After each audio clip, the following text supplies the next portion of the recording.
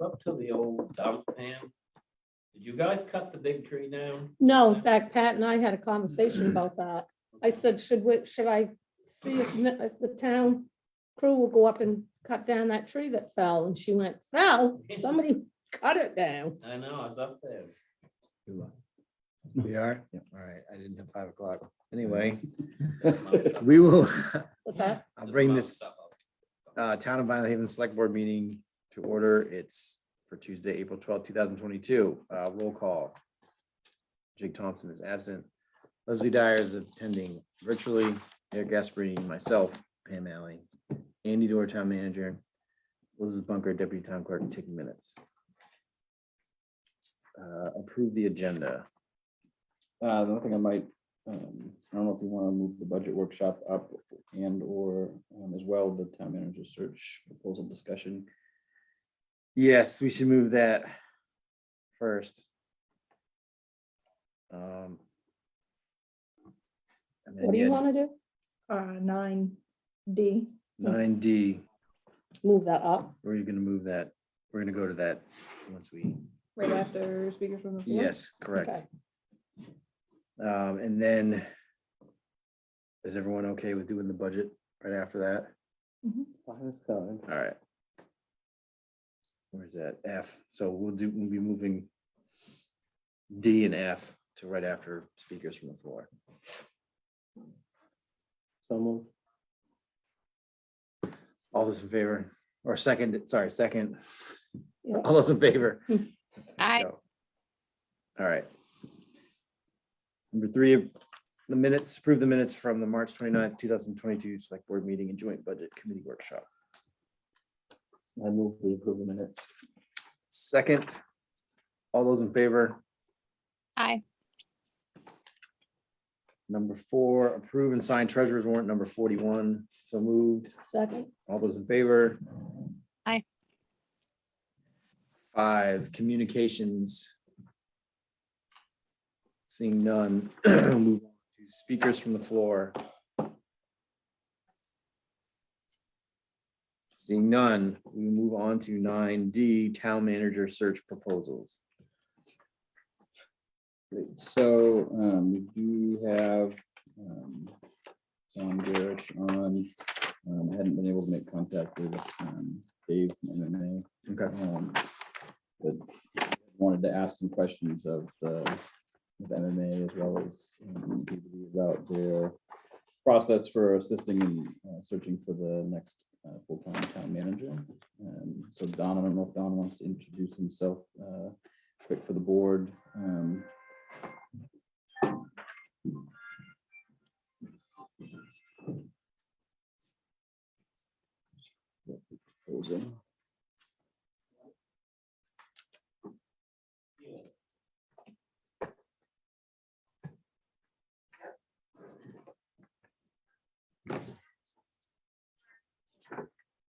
So yeah, I don't know if there was questions or if Don, I don't know if you want to just start by saying hi and kind of a quick overview of the process that you go through when working with towns. Sure. Thank you for the opportunity to talk with all of you. I suspect you all got a copy of the proposal and my background. I'm a retired Maine manager, 38 years. In the last 12 years, I've worked for Eaton Peabody Consulting Group in their municipal services department. And I've done over 60 searches in the last 12 years. I do interim work, very much involved in helping communities hire managers. So the proposal I gave you, I think is pretty straightforward. We charge a flat fee of $6,000 for the work. There would be additional costs depending upon where you advertise. If you advertise just locally in MMA and other locations, there's no additional costs. If you want to advertise nationally, most communities advertise at the ICMA website. That's $450 for a month. Any other additional costs, if we're hired, would be background work on any of your finalists. There's a fee for that. If I have to travel out to Vinalhaven, and I'd love to do that, there would be just my mileage to do that. The process that we've used over the last 6 or 7 years is one where we work with the select board and work out exactly what you folks want for a process. We have some recommendations we've used over the last few years that we seem to have worked very well. And that basically is starting with a timeline, putting together a specific timeline of what's going to happen and the time frame is going to happen. This helps candidates know that they can expect things to happen at certain times, and it helps them when they're looking for a new job. Once we have that timeline, then we work out things like the ad. I would draft an ad for you folks to look at and to review, and you'll decide where you would want to advertise for that. Once we advertise, we'll advertise, and resumes would come into our offices. One of the things that we've done the last few years that have been successful, and this is up to you if you want to do that, I would come and do interviewing with all your department heads and one-on-one, and I'd ask them a couple of questions, what they see the issues facing Vinalhaven in the next 5 years and what they're looking for in a new town manager. And this is just to start to get a flavor of what people are thinking about a new manager. We've also done a public meeting where we invite the citizens of the community to come in. I would run the meeting and we'd ask them the same 2 questions. What do they see the issues facing Vinalhaven in the next 5 years and what they'd like to see in a new town manager? Characteristics, education, personality. And once we do all that, I put together just a report and of what I've heard. And it's not that this person said that, it's just what I've heard from everybody, what they're looking for. And then it's a public document, and then the citizens can look at it. And as important, applicants can look at it and start to get a feel of what's going on in Vinalhaven, what people are thinking. We also ask the select board for their thoughts in that too, so that it's a document that everybody gets to participate in. If you can't come to a meeting, or either from staff or from citizens, there's an email address and people can email me with their thoughts. And we put that together. Once the ad goes out, resumes come in each week. I'll send an email to you folks telling you how many we've got and where they're from, whether they're from Maine or from out of state. Once after the deadline, we'll put together booklets with all the resumes we receive. You'll get all the resumes to review, but I will recommend to you ones that I think you should consider to interview. Again, this is your decision, but I will recommend ones that I think you should consider to interview. The ones that I recommend, I would have done very preliminary background checks. I will have talked to all of them and done some preliminary background checks on the ones that I recommend. I usually do background checks, little minimal on all the candidates, but very specifically on the ones I would recommend to you. Once you have those, we would meet and go over the resumes, and you would decide who you would like to interview. Once you decide, we will schedule those meetings either in person or by Zoom, or however we can do it. I will draft some questions, draft questions I will send to all of you. You can review them, and if you want to make changes or add, or you don't like them, that's fine. But I think it just helps to give you some questions that would be helpful during the interviews. I will sit in and be part of all the interviews that you do. Once we go through the first round, most likely we narrow it down to 1 or 2 or 3 at the most probably, but most likely it ends up with 2. Sometimes it's only been 1. And then we would maybe have a second round of interviews. Complete background checks will be done on the finalists, criminal background checks, financial background checks, educational background checks. And also I will do checks on references, not just the ones they give us, but where they've worked and people that have worked with them. I'll do a report and I'll give that to the select board for review. Now, I should have mentioned earlier, some communities want to include other people in this process. I don't know what you folks are thinking about, but that's okay. The only issue there is we have to remember everything is confidential. So I can work with whoever, and if it's just the select board, that's fine. If you want other people, then that's fine too, but we just have to make sure everything is confidential. Once we set up second round of interviews, have the candidates come in and do second round with the select board. Again, I'll draft questions for you. Usually on the second round of interviews, there's some questions that are the same for if you have two candidates, but there's also different questions as you have done the first round. There might be areas you want to dig deeper into specific candidates. And so that's the process. One of the other options that we've done in a few communities is to announce who the finalists are and to have what we call a public meet and greet, have the two finalists meet the public. Some communities like that, others don't, but that's something we've used as an opportunity to engage the citizens. After you do the second interview, you'll make a decision on who you would like to offer the position to. I offer services to negotiate a contract with that person. If you have someone else to do it, that's fine, but I will do that if you want. So this whole process should take 2.5 to 3 months if everything goes well. And that will be to name the candidate. Many candidates have to give 30, 45 days, even longer. So, you know, this could extend another 2 months after you name somebody if that person needs to give where they're working that amount of time. So that's it in a nutshell. I've just finished up too, this last week, I just finished up Gardner and I finished up Damascotta.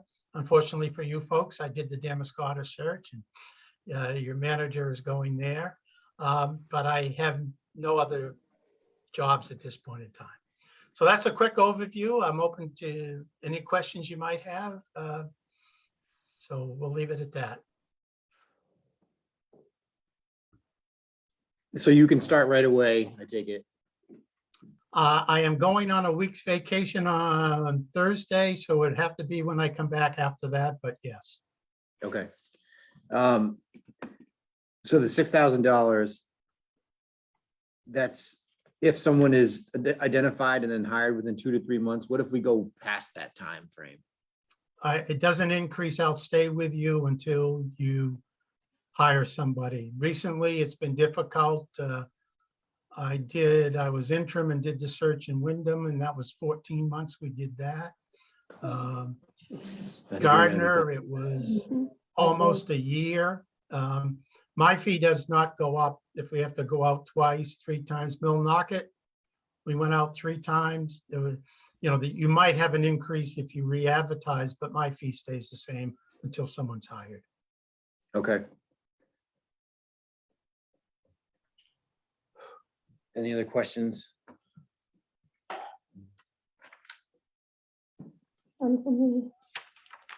Actually, this seems like a more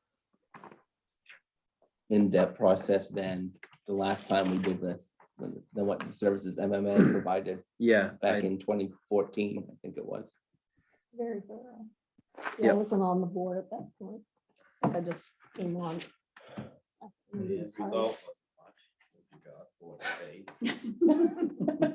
Who's that, Eric? So I had a question. This is Bill. What they pay. Can you Yes, hear Bill. me? Yes, Bill. Would it be, this is sort of a general question for the whole select board as well as Don. Would it be any help to have, say, Marjorie Stratton, who is a former town manager here as well as in other towns in Maine, and or Pat Lundholm, who has been on the select board and is has been an interim town manager. Would it be helpful to have them sitting in on some of these meetings? Marjorie is already, she's in here right now, correct? No. She's not on? Mm-mm. Well, what do we say on that? Because, Just say worth considering, yeah. yes, it's worth considering. Sorry. I think Pat has enough on a Pat plate. has enough on her plate. That was the other thing I was gonna say. She's already donating enough of her time as it is, so I don't want to put more on her. But yes, we will consider Marjorie in the interim until we have a new replacement. But I No, think I we need, wasn't. I wasn't. I think we need to start this suggesting- process. Sorry, let me just finish. I think we need to start this process as soon as possible because I don't think it's going to be filled in 2 to 3 months. I think we're going to be closer to 12 to 14 months. Because we all know how difficult it is to find housing, and you also have to get someone to agree to live out here. So that's 2 things that I don't see that happening anytime soon. If I could just mention, I did 9 searches last year. 3 of them we completed in the 2.5 to 3 months. The other 6, we had to go out at least 1 other time, some 3 times.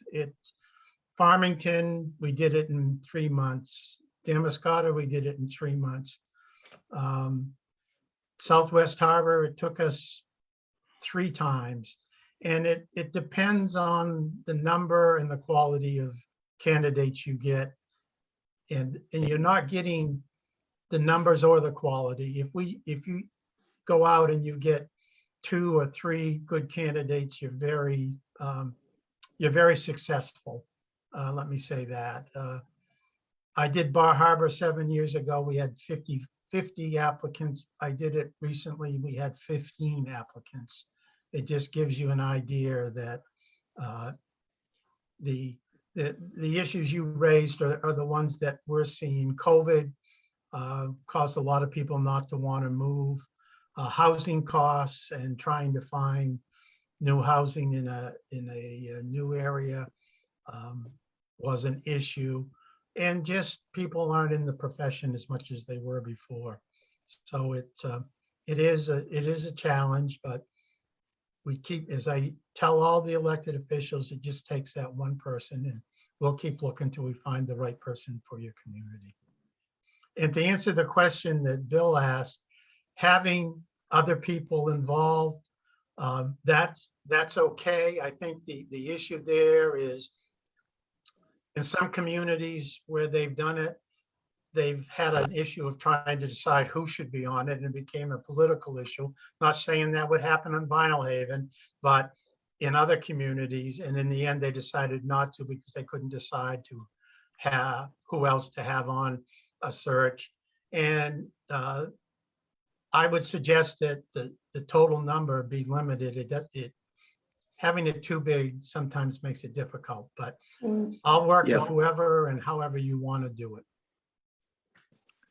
Well, Well, my Did come- suggestion was. Go my ahead, Bill.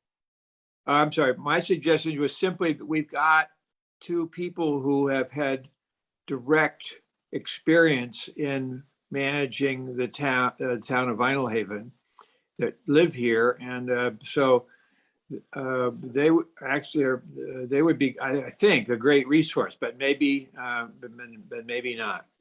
I'm not suggesting that they be interim town managers. I'm suggesting that they be on, sit in on the search committee, possibly. Okay. One other question. Do you have any idea what kind of salary range we're looking at? Because we are going through our budget process right now, so it would be nice if we could have that information, but. Yeah, I haven't looked at it, but every place I've been recently, they have had to increase their salary ranges. I don't even know what's Andy earning right now? It's public information, so that's why. I think it's 72 or 3. Plus benefits? Well, the raise that went out. No, just the salary at this point I would need. right? Yeah, I think it's in the like 73, 74. I think you're gonna have to look at somewhere between 75 and 90 because of the housing conditions. And I just think that if you're gonna be competitive and you're looking for someone, I think you're gonna have to look in that ballpark. Okay. Thank you. Yep. And then again, your benefits will play a part of that too. So I haven't looked at those, but certainly you'll have to be competitive, mainly in the areas of health insurance, retirement is important, and time off is important to many managers today. Yep. We're not competitive in any of this. All right. Well, Don, thank you very much for your time. We appreciate it. Well, thank you for the opportunity. We will be in touch. Enjoy your vacation. Thank you. Thanks, Don. Thank you. Yep. Bye now. Bye.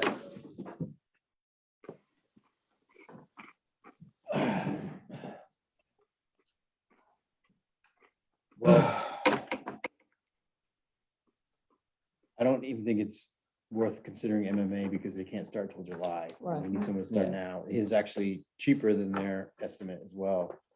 Sounds like he's quite successful. He's been doing this for a while, so And he's- um, Like he has the time. His time just got, so. yeah. Well, I make a motion that we extend an offer to Eaton Peabody for the town manager search, and Second. we're gonna have to find some $6,000, but all right, It's there. motion seconded. Yep. All those in favor? Hi.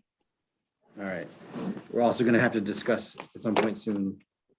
It's $6,000 for the contract, but there's gonna be other fees involved. We have to figure out how much Mhm. we think it's gonna be and then come up with that figure. Okay. Shall we move on to the budget? Budget workshop.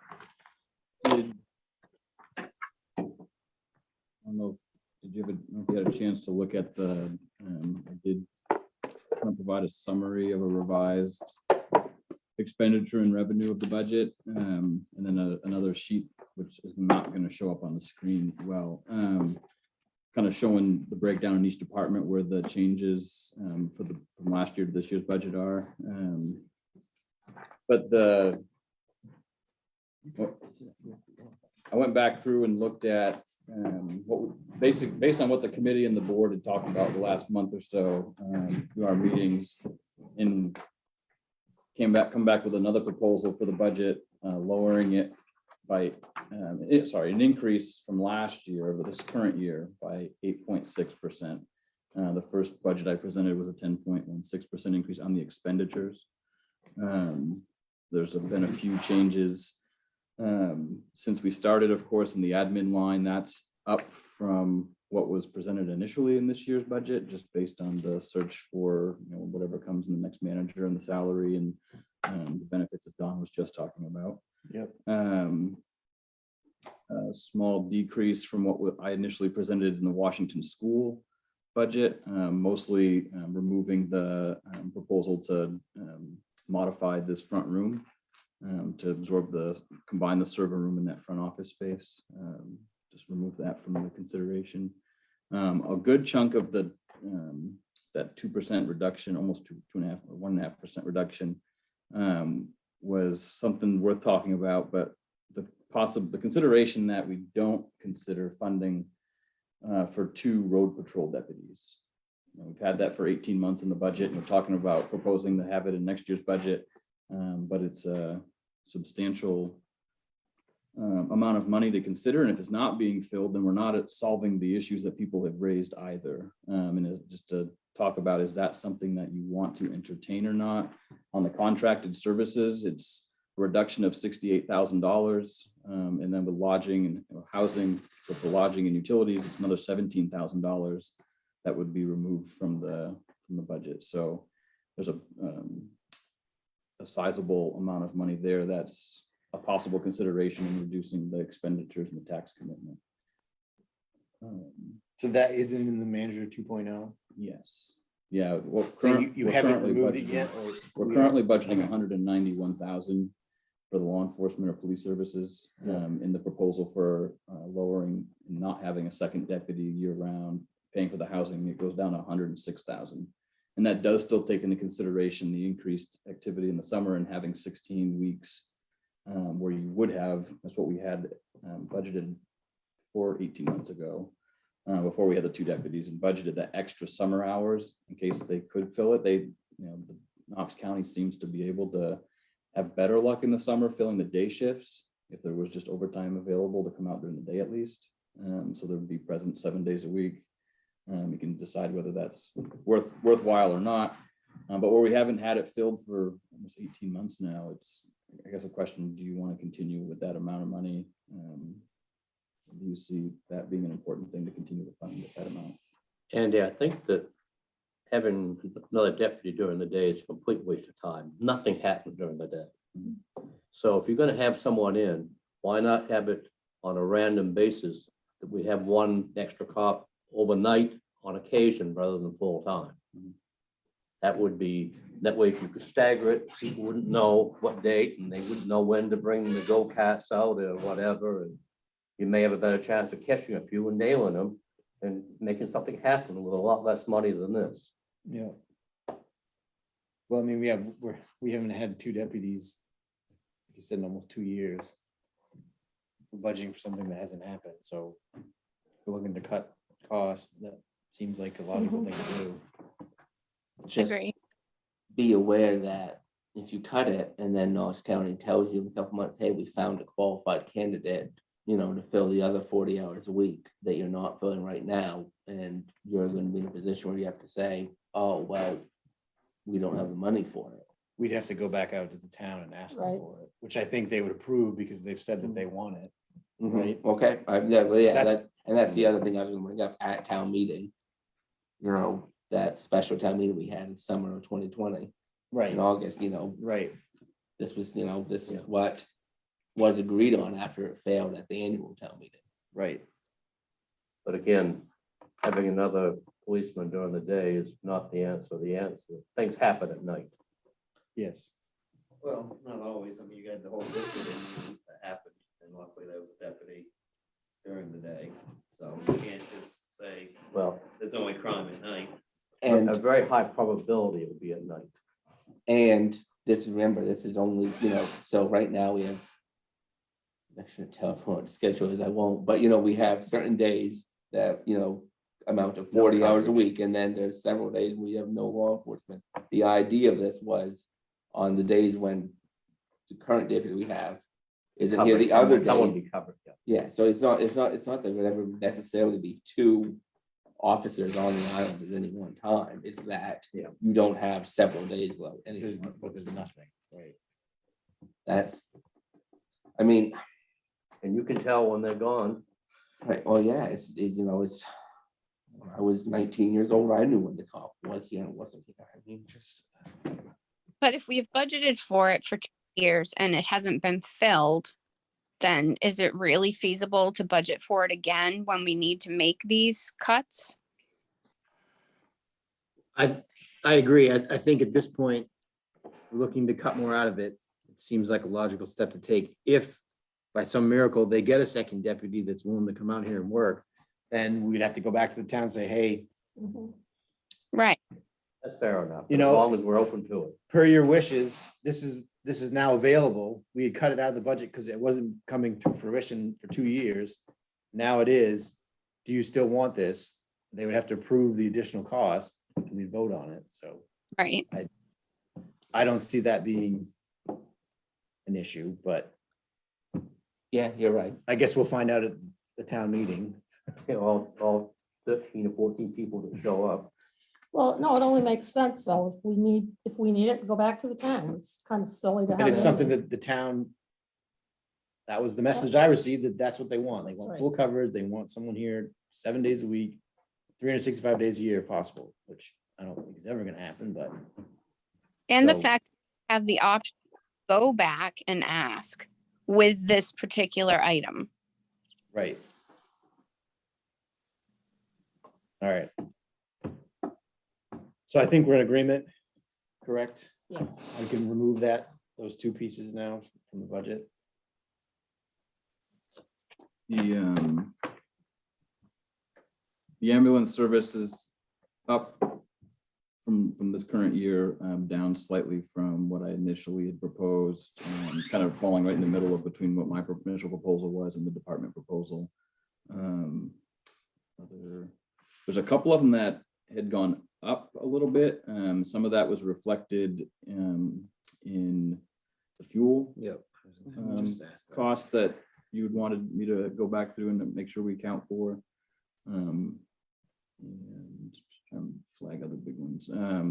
Did lower the insurance a little bit more, looked at that.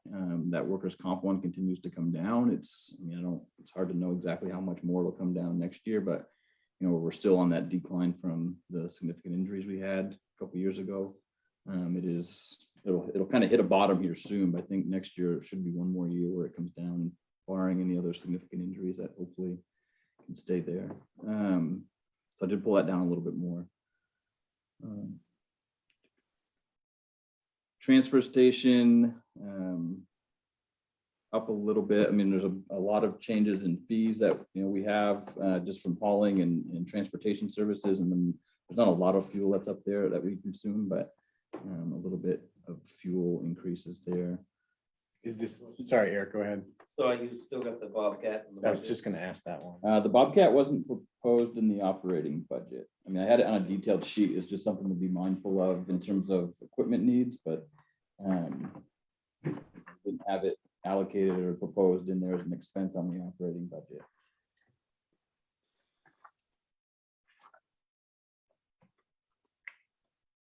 The Public Works went back through that one. Since we've started that conversation, in the last 2 weeks, there's still, there's a couple of things, one bigger, I guess two things in play. Not much to probably talk about, well, certainly more to talk about later when we talk about cemetery budget, but I didn't receive any bids for the cemetery mowing contract. So we'll have to talk about that. The other thing that's happening that we still don't know entirely is the sewer department may be needing to look at hiring an employee to manage the wastewater plant.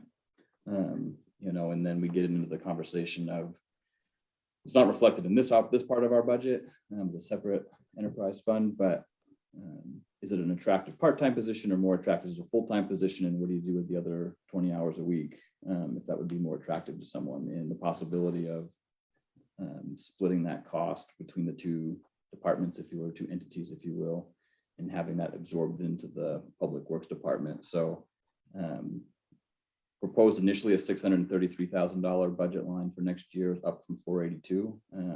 My kind of 2.0 is at 619, and that would still have room for a road foreman, as well as this potential for a half-time position to be split with the sewer district if needed.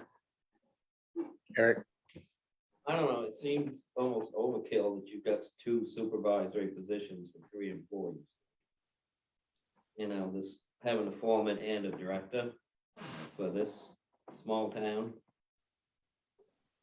So I can share, if we'd like, the overview that we presented a couple months ago when we set out to hire a director of public works, which wasn't solely looking at, the director of public works doesn't solely look at the road work that needs to be done and overseeing those 3 employees. The director of public works, will be overseeing transfer station, public works and roads and improvements there, as well as building and infrastructure needs and property maintenance. So it's not a simple 3-person in position that you remembered overseeing as the road commissioner. It is a slightly different proposal that we put forward. But it's still quite a bit, and how well is it going at the transfer station? So I'll let the board answer. I mean, what we presented was $1.5 million worth of budget to oversee, and that's a pretty substantial, pretty healthy small business, if you will, for it to be run, from a town manager's desk with the other breadth of things that have to happen. So acknowledging that we needed, felt we should have someone that oversees that portion of the budget and make sure that those things are getting done. We've got a lot of road deficiencies and things to catch up on from years of deferred maintenance. And that's the bottom line. And we need to catch up with it or you're gonna have more road failures. Yep. I think it's a pretty critical time going forward in the next 5 years to invest in your roads and try to put forth what I feel is gonna best suit the need. Why not hold off and wait and see how it goes? One this year, and then if it's not going the way you plan, then do it next year. Because we're in a budget crunch. That's my point, you know? And once again, you know, sometimes having a bigger crew, you get less work out of a bigger crew. Having done it with two I people, three disagree with people, as that opposed to theory. five, you know? In this That's particular my feeling. instance. I think what Andy's saying with adding other things to the director's plate is taking time away from things that, I mean, it's like that director's gonna have so much to do. How are they gonna run the crew? If we had somebody that could run the crew, then the director could do a lot of other things. That, I mean, if we throw in the sewer plant, that's a whole nother ball of wax there. They're gonna have to learn how to do that. I mean, there's a lot to it. Well, I don't disagree with that. The other side of it too, though, is the same thing with, similar to the deputy situation. We've been trying, we Well, had it in we the can't budget find and nobody anybody. can fill the position. If we can't fill the Right. position, maybe it is, maybe this year we cut it, see what happens. And if it's not working like we'd hoped with the new director, I mean, new director's doing a great job. I don't want you to think you're not. I don't think he meant it that way. Did not mean it Millie. that way, but if it becomes apparent that there is too much work for If it's you overwhelming, and yeah. we need another person, then we revisit and we add it back in next year. But I Well- do, just from my point of view, if you don't mind, I do agree that that position probably should be looked into simply because at this point with just 3 people on the crew, I am spending probably 80% of my time working with them, which I don't mind doing. However, I'm not going to be able to get the rest of the public works entities taken care of and supported.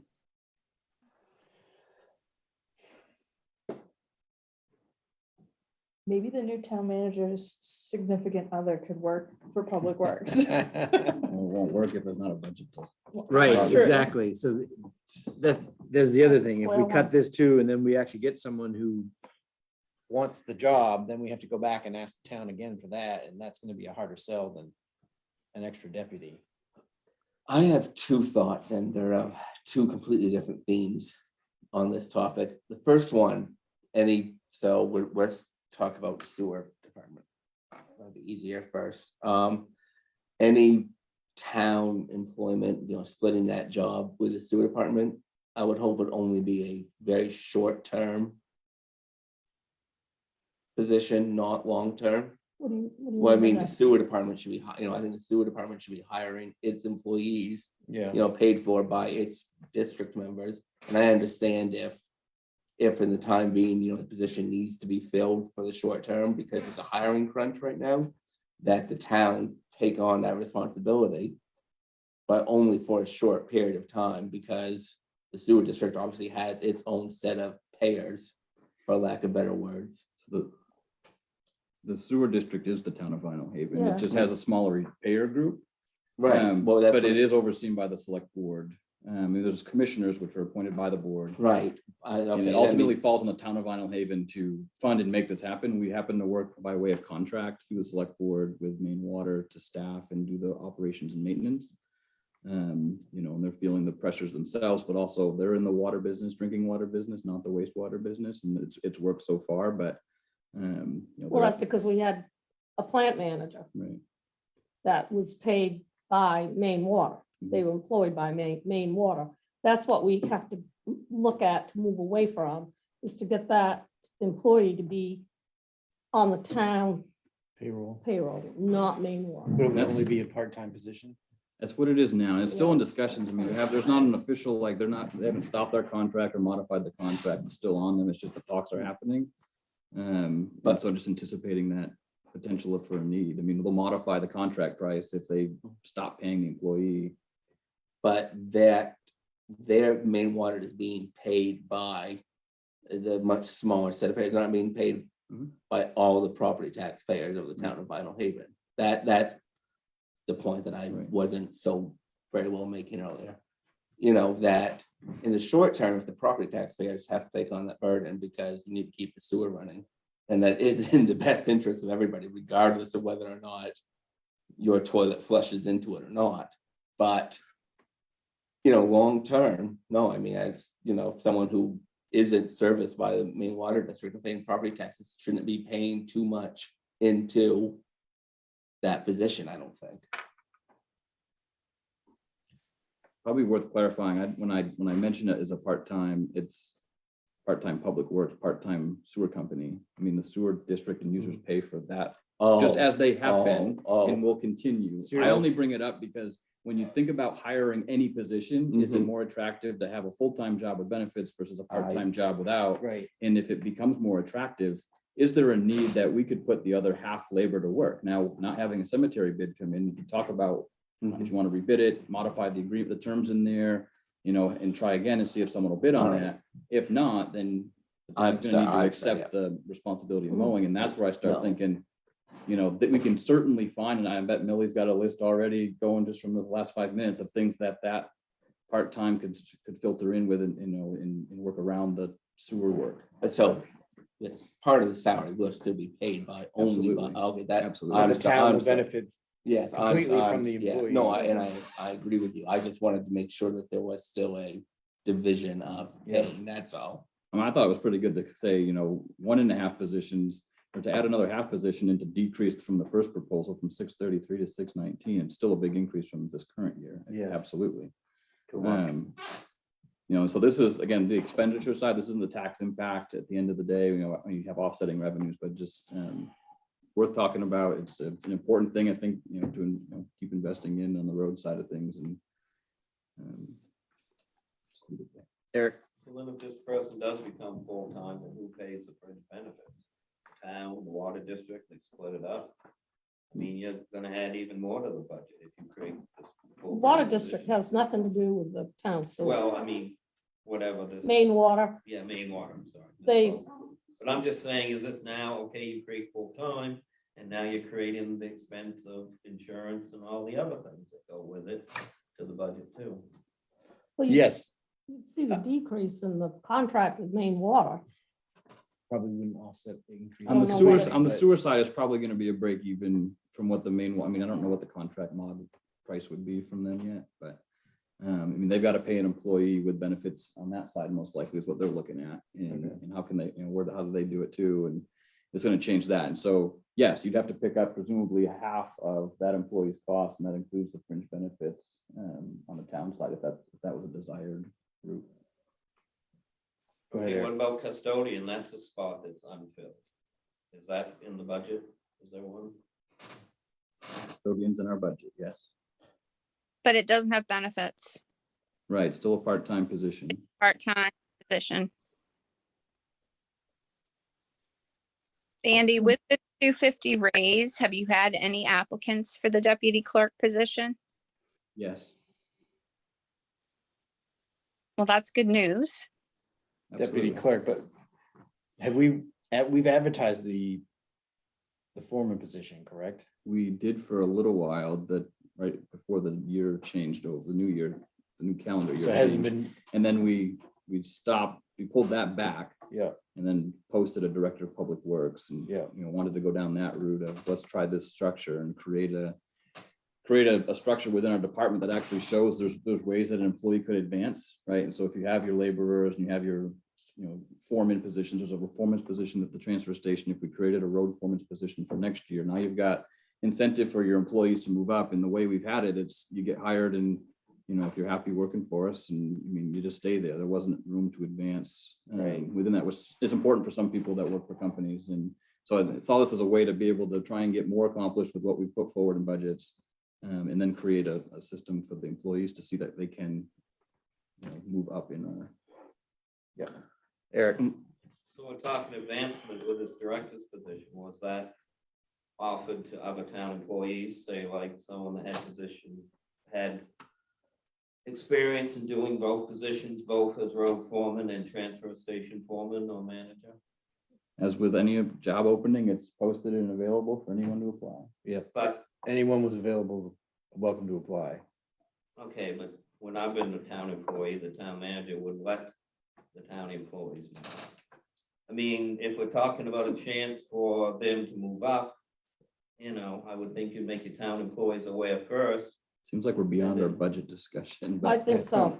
I agree. Can I bring up that, Go ahead. I said I had, It's power from this chance, but then if you have had a chance and you didn't, The job was posted. It was available for anyone to apply to. I don't know what else you can do. I just have a real concern about adding employees to create opportunities for advancement. I think you really have to make damn sure that your personnel meet your needs Mhm. for what needs to get done. And then we worry about how advancement goes. okay, well, which is a great segue to the second theme that I wanted to bring up, actually. If we are going to add another position and now also, you know, with obviously with a pay raise and increase in benefits that I think is well deserved. But the question also has to come that, okay, great, in this next year, if we have this position filled, the departments can say, we will achieve A, B, C, and D. And if at the end of the fiscal year, you didn't achieve those goals, it has to be a very, there needs to be a clear expectation of what will happen, if those goals were not met, because, employees weren't up for the job or, Are you saying it would be eliminated? well, yeah, positions could be eliminated Right. or it could even be a actual change of personnel. Like, these goals were set out. Our employees didn't meet these goals, and sometimes there will be factors that are Are not outside their, their are control, not their yes. fault.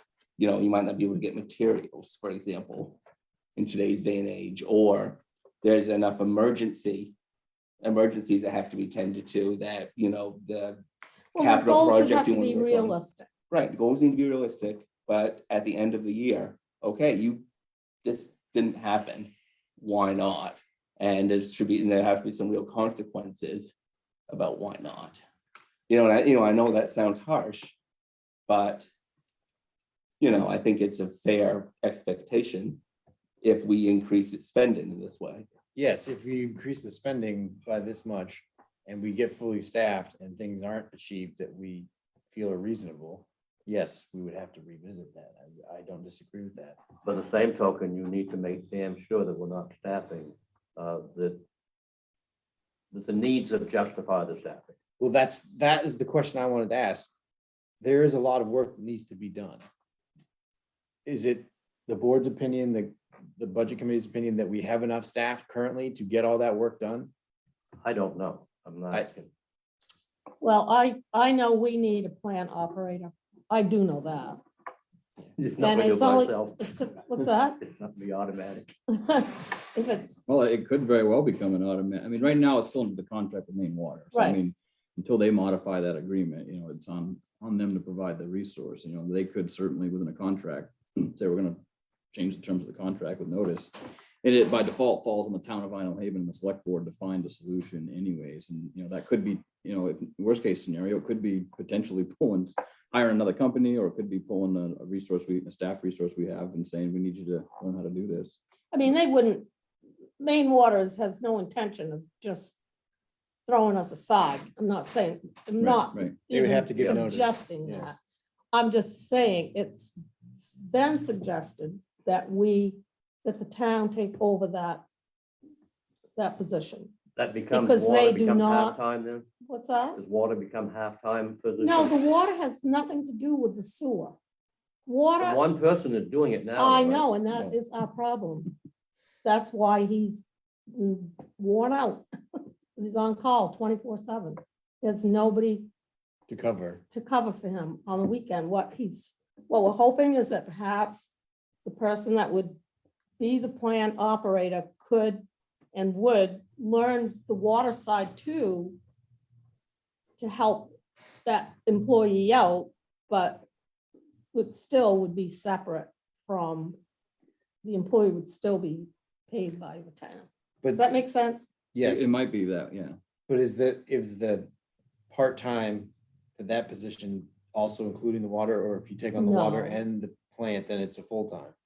Not necessarily. It would be just helping and, helping out, or if that employee, if the water district employee superintendent was on the mainland, then this town, the sewer plant operator could take over in Yeah, an the emergency. The town could or- certainly entertain that request. Right, so the main water is a separate company and entity in of itself, right? And so Right. at some point, we get to the point where the main or Vinalhaven Water District and company needs to talk with the town of Vinalhaven for services. I mean, that would be its own separate, if we end up going the route of a town employee to do the sewer operation. Right now with main water, it kind of works in a much different way where it's their Right. employees and they kind of fit them where they need them. But if, a different scenario, if the sewer does become a town employee on the sewer district side, the sewer company side, how that backup for main water in the water district would have to be talked about. They would probably, the water district would have to pay Right. for that employee. The town wouldn't. So that would be a discussion So that would have to be It's had very between the two boards at complicated that where they're point. two totally different things. Most towns have water sewer are owned and operated by the town. Right. And this is, kind of unique in the fact that it's not. And why are we doing this? Why not the town have the whole thing and do it? Sounds simpler than what we're doing today. You split Yeah. it like you're talking about. I don't think that's You're gonna going work. to increase cost. I don't think There's that's no gonna way work. it's going to be an increase in cost. You don't remember that Well, fight from 20 years ago? Eric, go ahead. And I don't know if it's actually thing the compensation, but just throw it out, that you also may have, an employee getting done this year at Public Works too. So you'll have maybe another opportunity to look at, getting creative with what you're advertising. That position.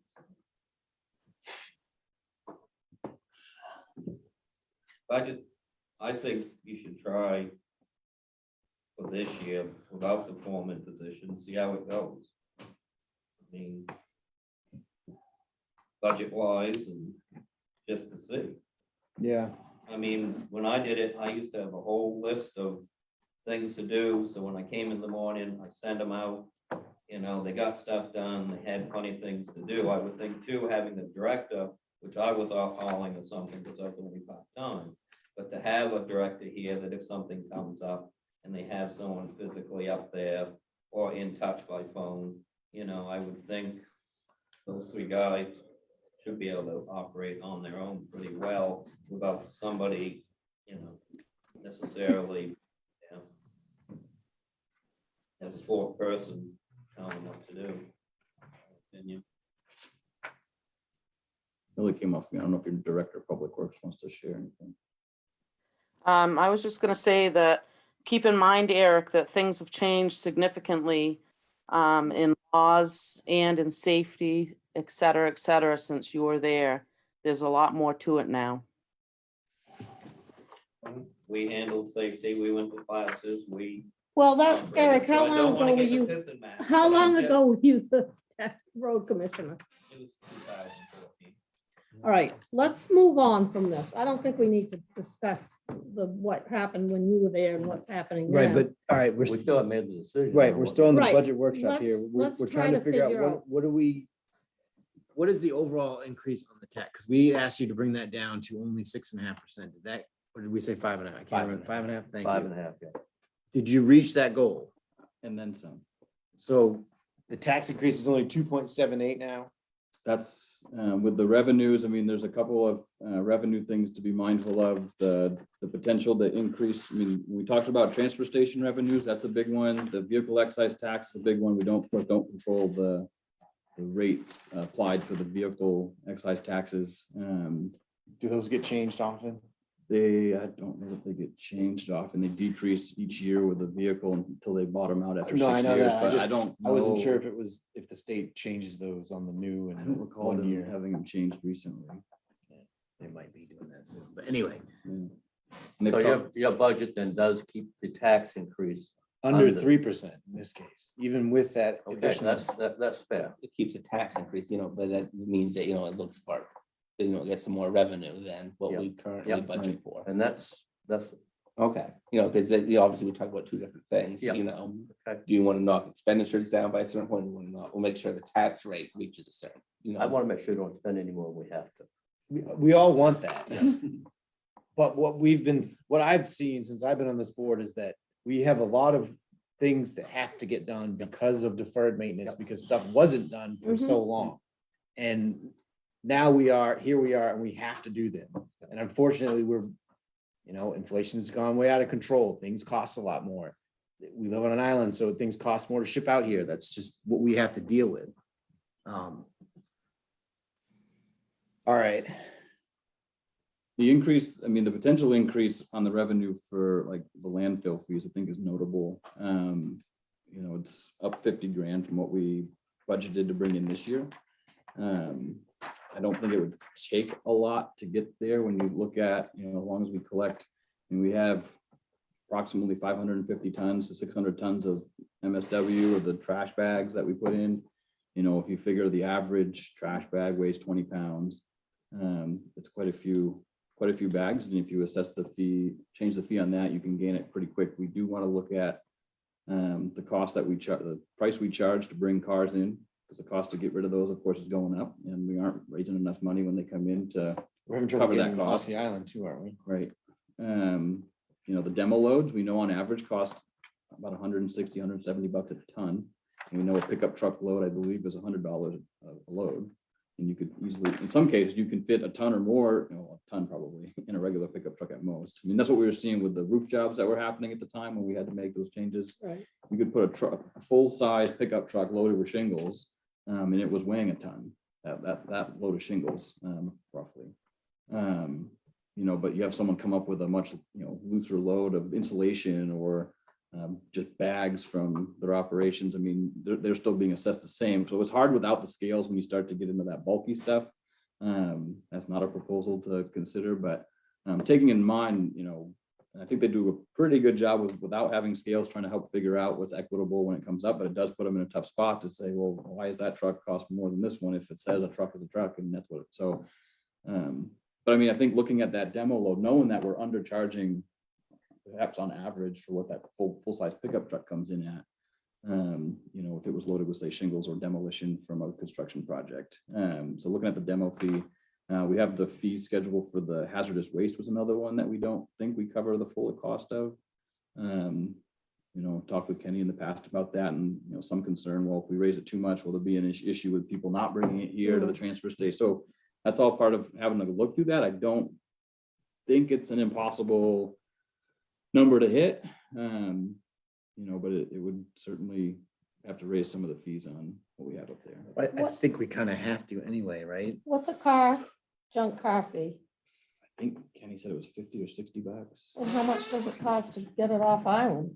Right now, nothing. We haven't been able to move them right Well, now, but Exactly. So maybe we stop taking them. well, we pretty much have, and there's nowhere to put them. Right. But it Andy. depends on how many cars or vehicles can go per load. If you have someone who can take 5 or 6, 4 or 5 cars in a big dump truck, you're paying the ferry boat by the footage you take up in the boat. And so it just depends on how many they can take in one trip.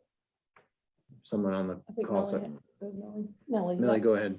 Yeah, I was just gonna say, I think there's probably a significant difference too, Andy, correct me if I'm wrong, on a wet vehicle versus one that has been drained. Which is a suggestion that I have for the upcoming year of making sure those cars are not wet when they come in.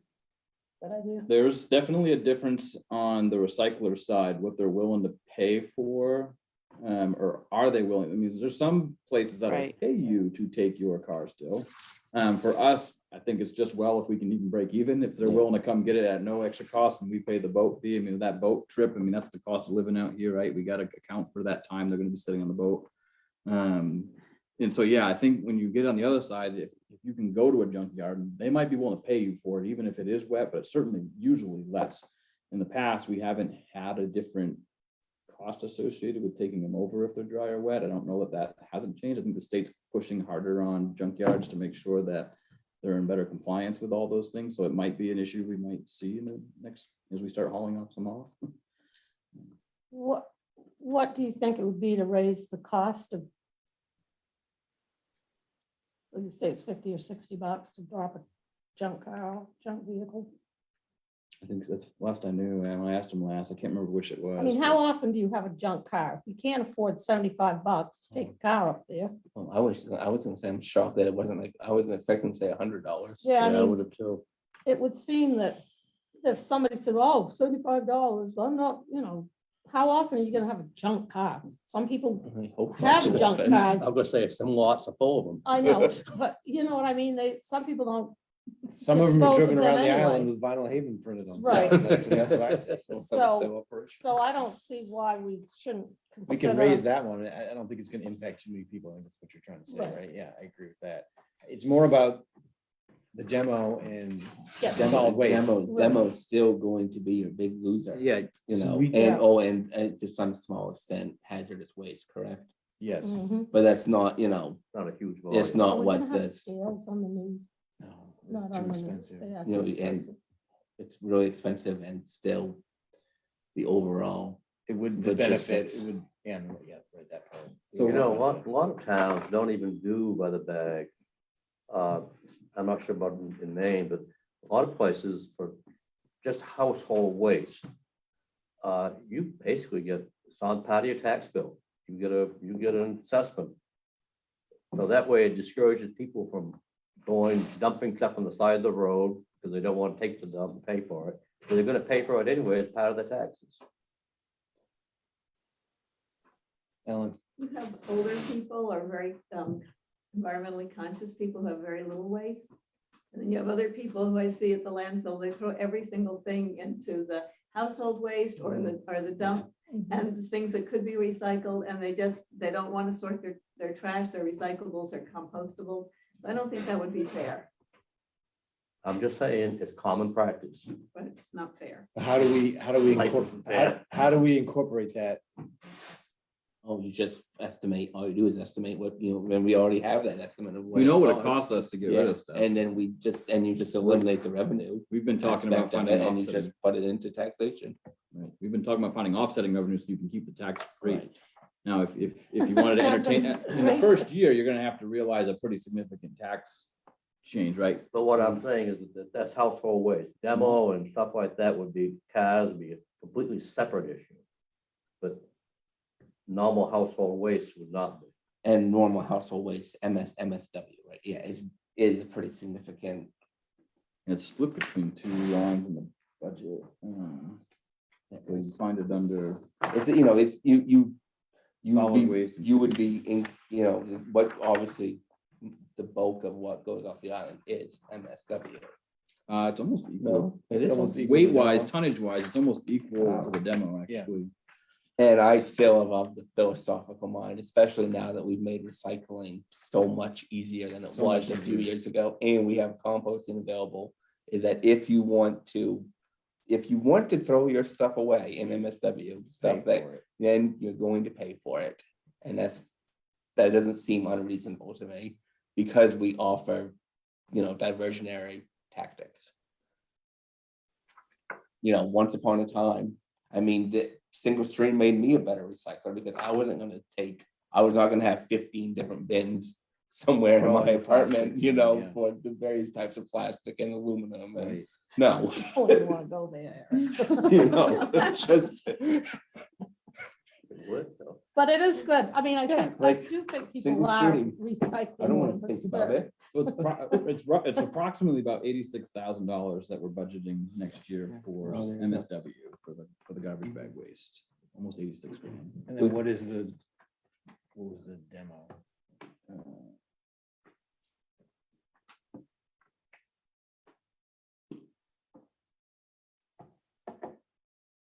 I think we're gonna have to raise those and the hazardous waste anyway, just because it's gonna cost us more to take it off island because of inflation, right? Everything's gone up. If we keep everything the same, we're gonna, I'm surprised the ferry rates haven't gone up. And if- right, And right. when they About do. just over 100 grand we're estimating for demo. Okay. Eric, I sound like a dinosaur, but until you come up with a way to accurately figure out whether it's the hazardous waste, which you should be, because we used to weigh it years ago, but that's back in the dinosaur ages. You can keep raising the prices, as long as you got the same system of the people estimating what it is, it's still not going to reach your full potential. It's still not gonna be accurate. I mean, you can raise the prices, but long as a human's saying, I'm gonna charge you this for this load, you can say it's $50 a load. If you have an individual looking at it and saying, well, that's not really a full truck, you've got that corner not full, and then collecting 35 or something, you know, once again, you're operating off a system that was started almost 30 years ago. Right. And forever they've been saying it's too expensive to get scales. So I'm just saying, it's like with the household, you know. You can keep raising it, but if you don't understand what's going on, that it may be, you've already got the right price, but the way you're collecting it isn't working, you're still gonna have the same problem, no matter how much you raise. And you're right, Eric, and you know, it's a problem that we just don't have a solution for. And I don't think the scales, you know, in the ground are that solution you're looking for, just because what you're going to have to spend. It's, you know, Separate it. You can have a very small scale that can weigh a 5-gallon bucket full of paint, kerosene. You can have, you know, that's not being done. So that's why you're not catching accurately your hazardous waste. But how much is the hazardous waste in the budget? 30,000, 30,000. roughly $30,000. Yeah, roughly $30,000 on a $442,000 budget. But how much money, you know, how much like I does said, you collect go towards that? our biggest loser remains demo. I think that's a big potential. Yeah, you know, that, I mean, it doesn't take, you know, you wouldn't have to hire a firm, you know, to study it for 18 months, you know, it's obvious. Right. And we obviously increased our MSW fees a couple of years ago. And Gabe brought, you know, and let us know, remember your MSW is doing just fine. You know, you're collecting enough there. So like And I'm not proposing to lower those fees, but that's not.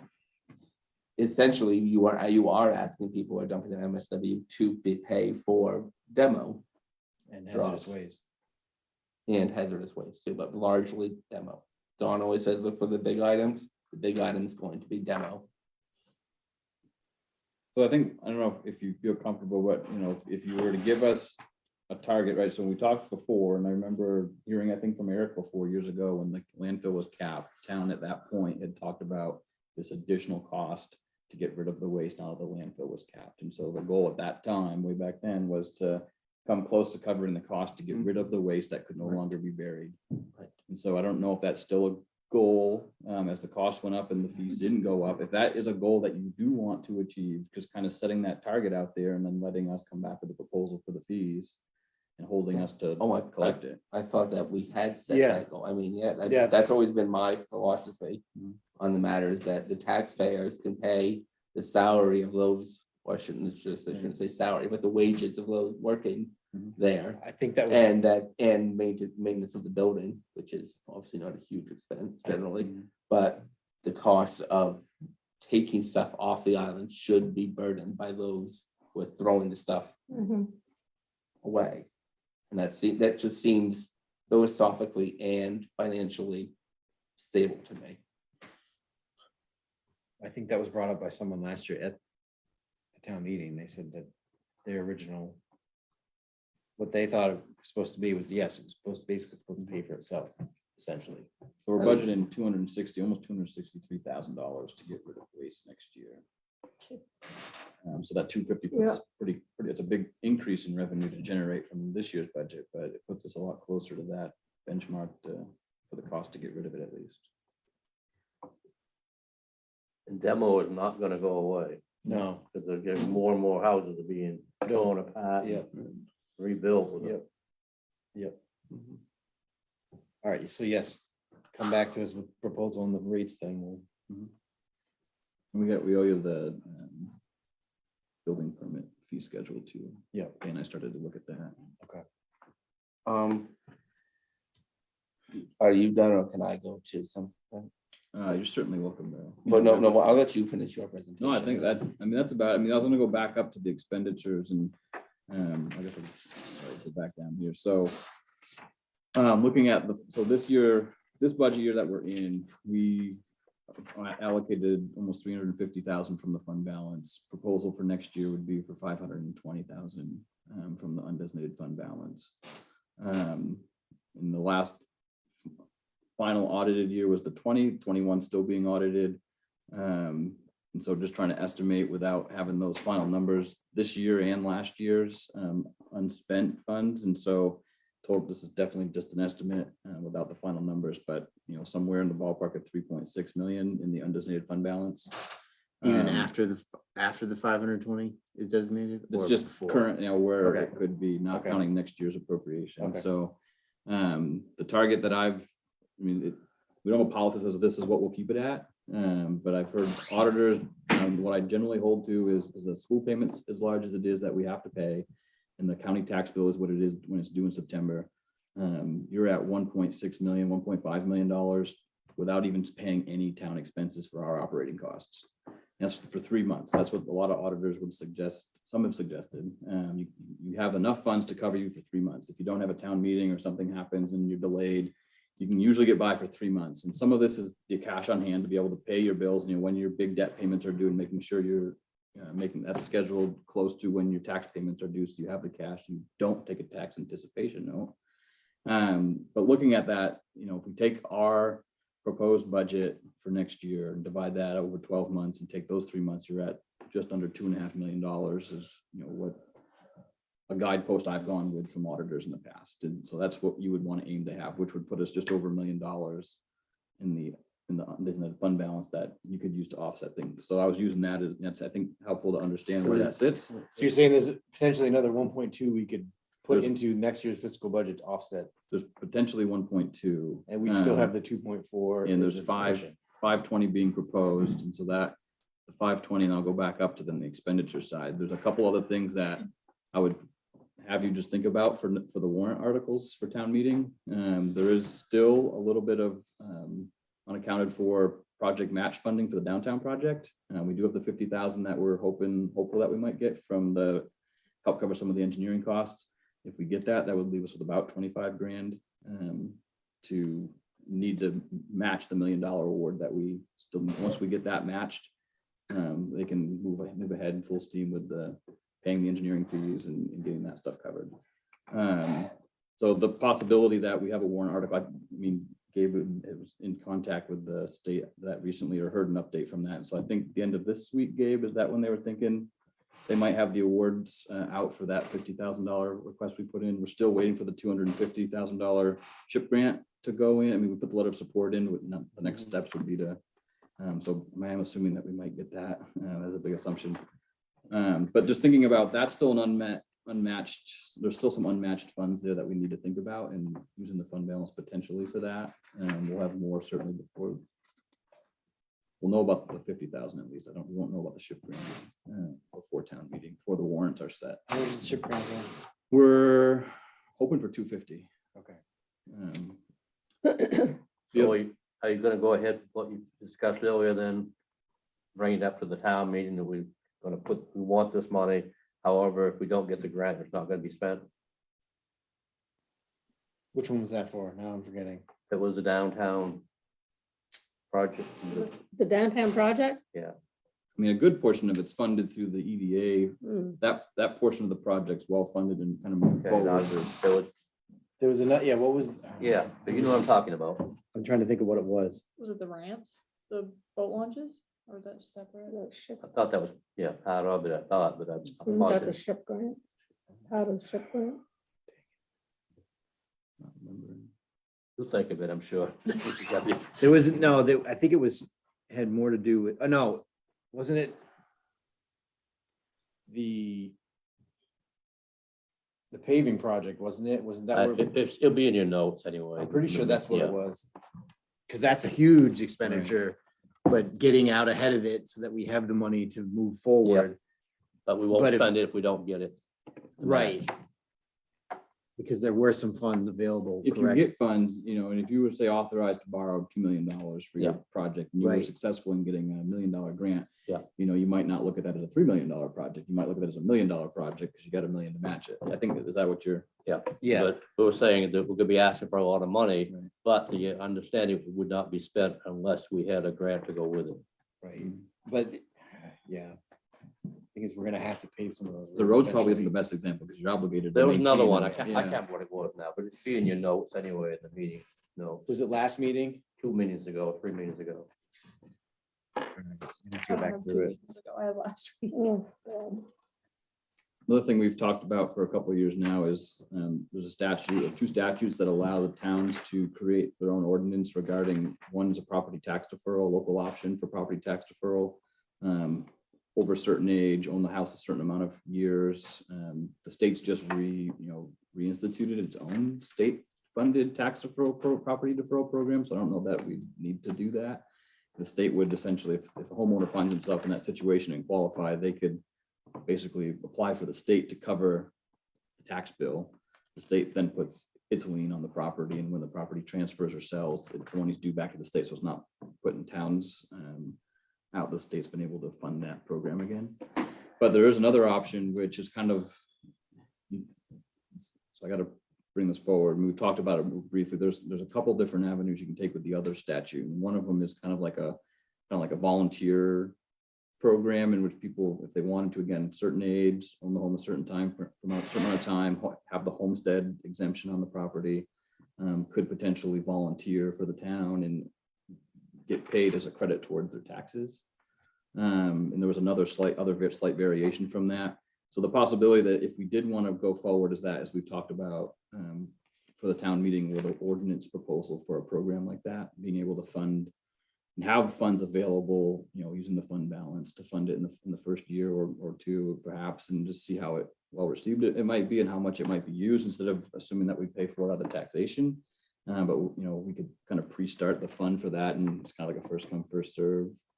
So you're not guessing how much it could be. You just set an amount available, and So that's the second line that you have. that property tax program. And then the other 2 are just building improvement needs. We still have siding and painting to do on this building.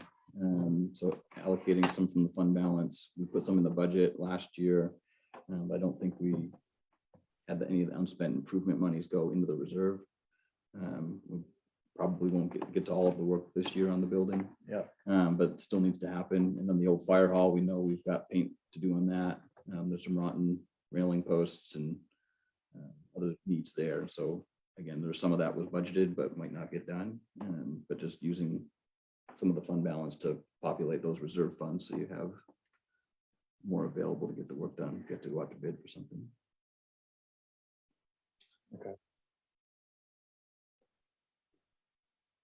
Anyone else?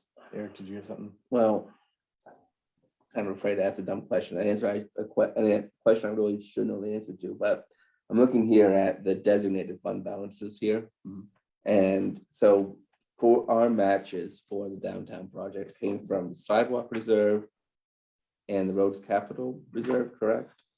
Was that? Sidewalk, road capital, and you've committed a good chunk of the harbor reserve for the ship Right, grant match. right, okay, right. So this estimated balance, 6/30/22, the money's been designated, but it hasn't actually been expended, correct? We haven't cut a check. Correct, Which one? for our matches for any of these grants. We haven't, the money still is sitting in the accounts. And after 6/30/22, will no longer be sitting in the accounts. Correct, like this 538, this estimated balance of 538,623 for the sidewalk reserve will be an amount of $0 on 7/1, correct? Won't be 0, but I mean, a good chunk of both of those roads and sidewalk reserves have been committed and are to be spent on Right, our match. right, Whether it's actually in this particular, it'll be in one of our accounts until it's spent. right. It'll either be our general fund or in the CD still. Okay, so my next, that leads to the follow-up question now of then I'm using the undesignated fund balances, obviously sidewalks. Just once we replace the Main Street sidewalk, that's not the only sidewalk on Main Street. It was certainly not the only sidewalk that the board has addressed as a major topic. And Harbor Hill, Skin Hill, whatever you want to call it, is going to be a very expensive project. So if this year, yeah, you could knock down your overall tax increase by taking a big chunk of your undesignated fund balance. But everyone should remember that you're gonna have to come up with the money potentially in the next year. Mhm. You know, if that maintain, and I won't be on the board, but you know, if the board's goal is to fix this sidewalk next year, you know, you're not going to have that money to dip into then. That's, you know, so yeah, I understand not trying to raise taxes too much all at once. And we've had some pretty big increases the past few years, but you're still going to be spending that money in the near future, unless that goal is changes in the next year. That's the thing, we're gonna have to revisit all these things in a year, because there's perfect word, we do them all every year and we'd be done with it. Okay, but you know, just, you know, I think No, I Pam, understand. I think that's a big goal of yours, especially Pam, you know, that, you know, you took that on as a, you know, a major, The sidewalk. yeah, Yeah. and especially That's this not one, here. yeah. Does the 520 you have there, does that include the 170 you had on the previous screen? It does not. It does not. The 507 down here does, and so if you take the 520 plus the 170 on the other page, that could be other warrant articles that you might want to consider. That would leave you still with the 507 roughly, again, unaudited, undesignated fund balances for the last 2 years, but, or for last year and this year still, but roughly $500,000 and still having a healthy. Andy, can I get into that kitchen?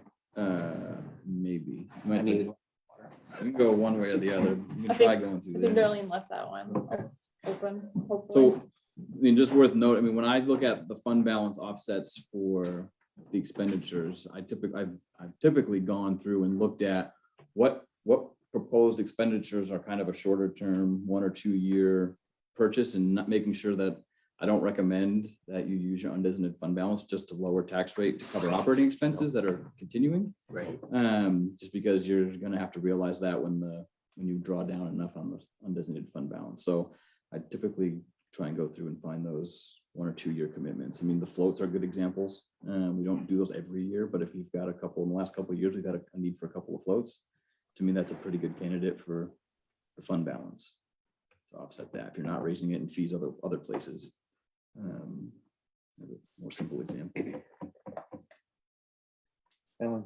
I'm a little bit confused. Is the sidewalk reserve fund being used just for the sidewalks, or is that part of the pay going toward the overall cost of the Main Street project? It's part of the match towards the grants we received for the overall project. I understand that, but what the sidewalks are gonna get done with the money that's been put aside for the sidewalks. From at the least, ferry right? boat, through Main Street, yeah. Through Main Street on both sides. I don't believe there's a proposal to put sidewalks on both Well, there's sides of not Main enough room. Street. Well, I'm concerned about in front of Jeannie's store and this, So there might be parts of Same Main Street part. that might have something designed, still going through the design phase. I mean, we've certainly heard and identified that as an intersection to work on. You know, there's no final solution on the design yet, and what exactly would go there. I'm concerned about the intersection as much as people having access. I believe that's been heard, acknowledged, Yeah, and I know, written I down for know. the design work. I never stopped talking about it Nope. because I heard at one point, oh, that might come later. There's no, Crosswalks would be good too for change. there's no, Properly cited one. there's no doing it later. We Thank get you. all, everything out here. It's gonna be done then. Is there money in the budget for the housing committee? I don't know. I've never been to a budget committee meeting before, but we asked for $5,000 for the housing committee, and the planning commission asked for some money for the planner, and I don't know if the planner's been hired. So is there money Money set for- aside for that? there's money for planning. There's money for planning. Right. I thought that $5,000. I thought it was included. I thought it was. You I asked mean- me at one of the meetings if you needed money, and you said I 5,000. thought we, There's an estimated cost here, Affordable Housing Committee support, $9,000. I don't know if that's on a goal sheet. I don't That's know in if the I goal made it. sheet. I don't know if it's in the budget though. I mean, there's certainly a budget that would support some of the committee work. I mean, we either, you know, without knowing exactly how much could be waged work from an employee versus contracted out, there's a budget that the total budget for the community and planning development. There's that? $82,500 for planning and community development work that supports a range of needs that we have, ranging from the downtown project support to committee work. Comp plan, something that's on the horizon that needs to be looked at, ordinance that- revisions. That includes the planner and the housing committee, the 82,000 and all this other stuff? So That's it's not broken down by committee. I mean, it's not that detailed. I don't have a detailed work plan from everyone that's desired. I just generally hear there's a need and there's a budget that would supporting that work. I mean, your request was 5,000, not your request, but the committee's request is 5 and Right. 9 is potentially written in. I mean, so That you would should, it should be, That would be great. And then keep it what to about 5, the keep it to planner? 5 though. Yeah. Well, And what There. about what about the planner? Do we have money for the planner and one It- hired? Yes. Yes. If one can be hired, yeah. It's, I mean, trying to find someone to get out here and work is not an easy thing to do, so we can try. I'm not saying, I'm not gonna promise anything.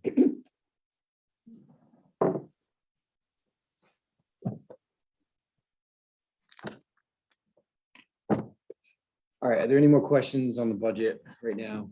Eric? With the cemeteries, you could probably take that extra 2,000 out.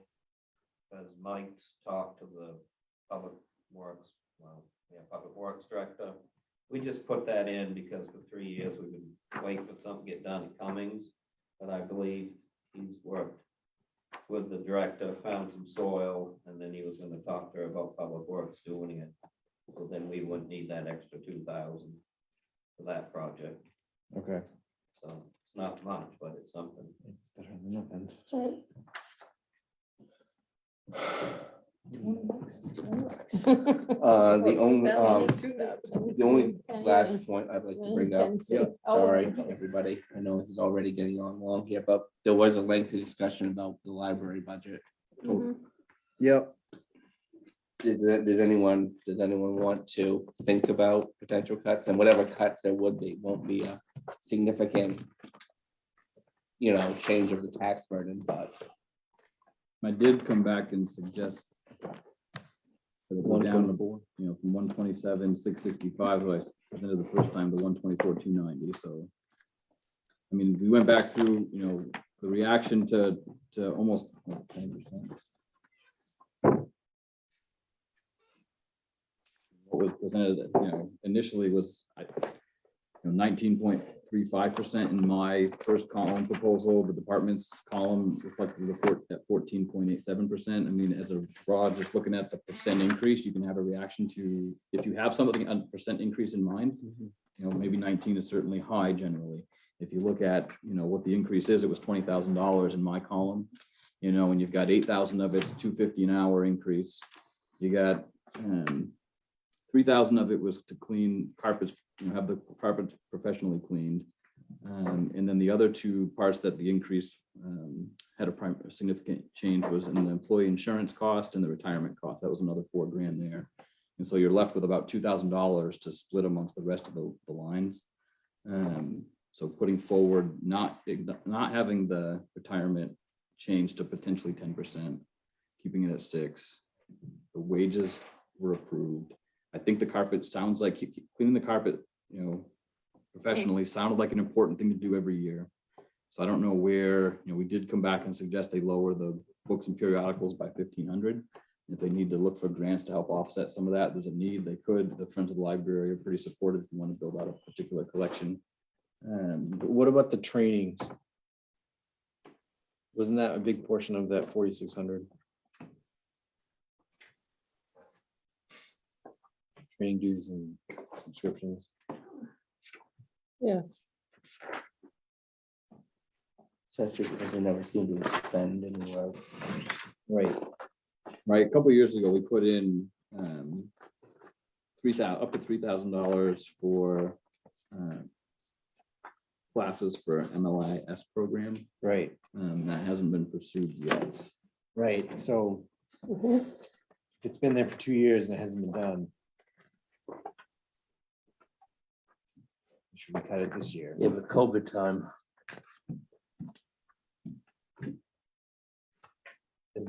Are most trainings Can we do them remotely now? Or is it? I think that this way? was, I think this was an online program. I don't know Right. how it was impacted in the last couple of years. Its availability or not, or if it's still available. But continuing education for at least one of the staff was something that they wanted to continue to pursue. And generally, what we've done in the past is as long as it's directly related to the work they're doing and provides a benefit to the work output and what the community has access to, then it was something that we generally supported. It's kind of like, it might be a 6-week class or a 12-week class or a 2-hour class, but as long as it's bringing something back directly to the community to expand services there, that's something we generally supported. You know, in the last couple of years, it hasn't been utilized. So certainly, So would there be funds available to, if we took it out and then they decided to do it, would we still be able to cover that? Or is that tipping into? You probably have things pretty tight. I mean, you'd potentially just cut it out of, you know, consciously cut other things in the library budget if you did that and it was pursued, right? I mean, you would Okay. know that you spend, if you spent $2,000 in, you know, a class, you know, that wasn't covered, you have to take $2,000 out of the books or a combination of a couple different lines. I mean, at the end of the day, they need to come in at that bottom line that was approved in the warrant. Okay. All right, I mean, I'm fine. And the amount expended on books and periodicals must be so low because the money gets offset by the friends. The friends usually just like will buy what they buy, so they don't usually give the town a check. You know, we do get some donations, offsetting donations that come in that people leave specifically for book purchases. Well, yeah, I'm just saying, likely that, the actual number spent in the year 20 was more than $845. Might have only been $845 from taxation, but chances are the library spent more than $845. Right. It's not very many books. No. They've gotten outrageously expensive. Eric, you probably spent that much in books. I wish I'd only spent that much in books in the previous fiscal year. There's generally 2 bigger purchases that happen, one before, in that November, around Thanksgiving in November, end of November timeframe, and then usually in end of May and early June for the summer season. There's usually 2 big purchases that happen. And sometimes throughout the year, there might be book club requests or if they have them and Well, other that's things. The friends friends, sometimes have supported some of friends buy those. the Sometimes books for the book club. sometimes we have. All right. We, I just thought we should talk about it, but no, that's fine. we could talk about this for 6 more hours if we so desire. I don't desire. All right, if there are no more questions on the budget, let's move on to the rest of the meeting. Thank you for everyone who's attended. You're welcome to stay. If you want to leave, I don't blame you. Have a good night. You're supposed to encourage. We would welcome you to stay. I said first, you're welcome to stay. I said that first. That was the first thing I said. I couldn't find the liquor stash in the kitchen. All I looked. right, Probably in somebody's desk. so we'll move back Somebody. to 7, committee and department reports appointment. 7A, housing committee report. I didn't realize that the budget was a whole budget discussion. I wouldn't think to be before the budget. Sorry, we, you never So know I with the hope I budget. haven't completely lost my mind, but I wanted to let you know that Jason Bird, who's the Housing Development Director of Pancras, is coming out on Thursday afternoon. And he's going to be here Thursday afternoon and Friday morning to look at town-owned land and a few other parcels I have my eye on that are privately owned. We won't go into details. And I've made a call to Vesta. They say that they work most in southern Maine, but they have incredible programs with helping people with finance, helping people avoid foreclosures. I mean, their website is absolutely incredible. So I can convince them to come out and look at property and think about helping us out here. They have HUD certified counseling for homeownership, renters with financial stability, homeowners at risk of foreclosure, advice on maintaining and improving homes, plans for financial goals. They say that their mission is advocacy, development, property management, senior and assisted living, and homeownership.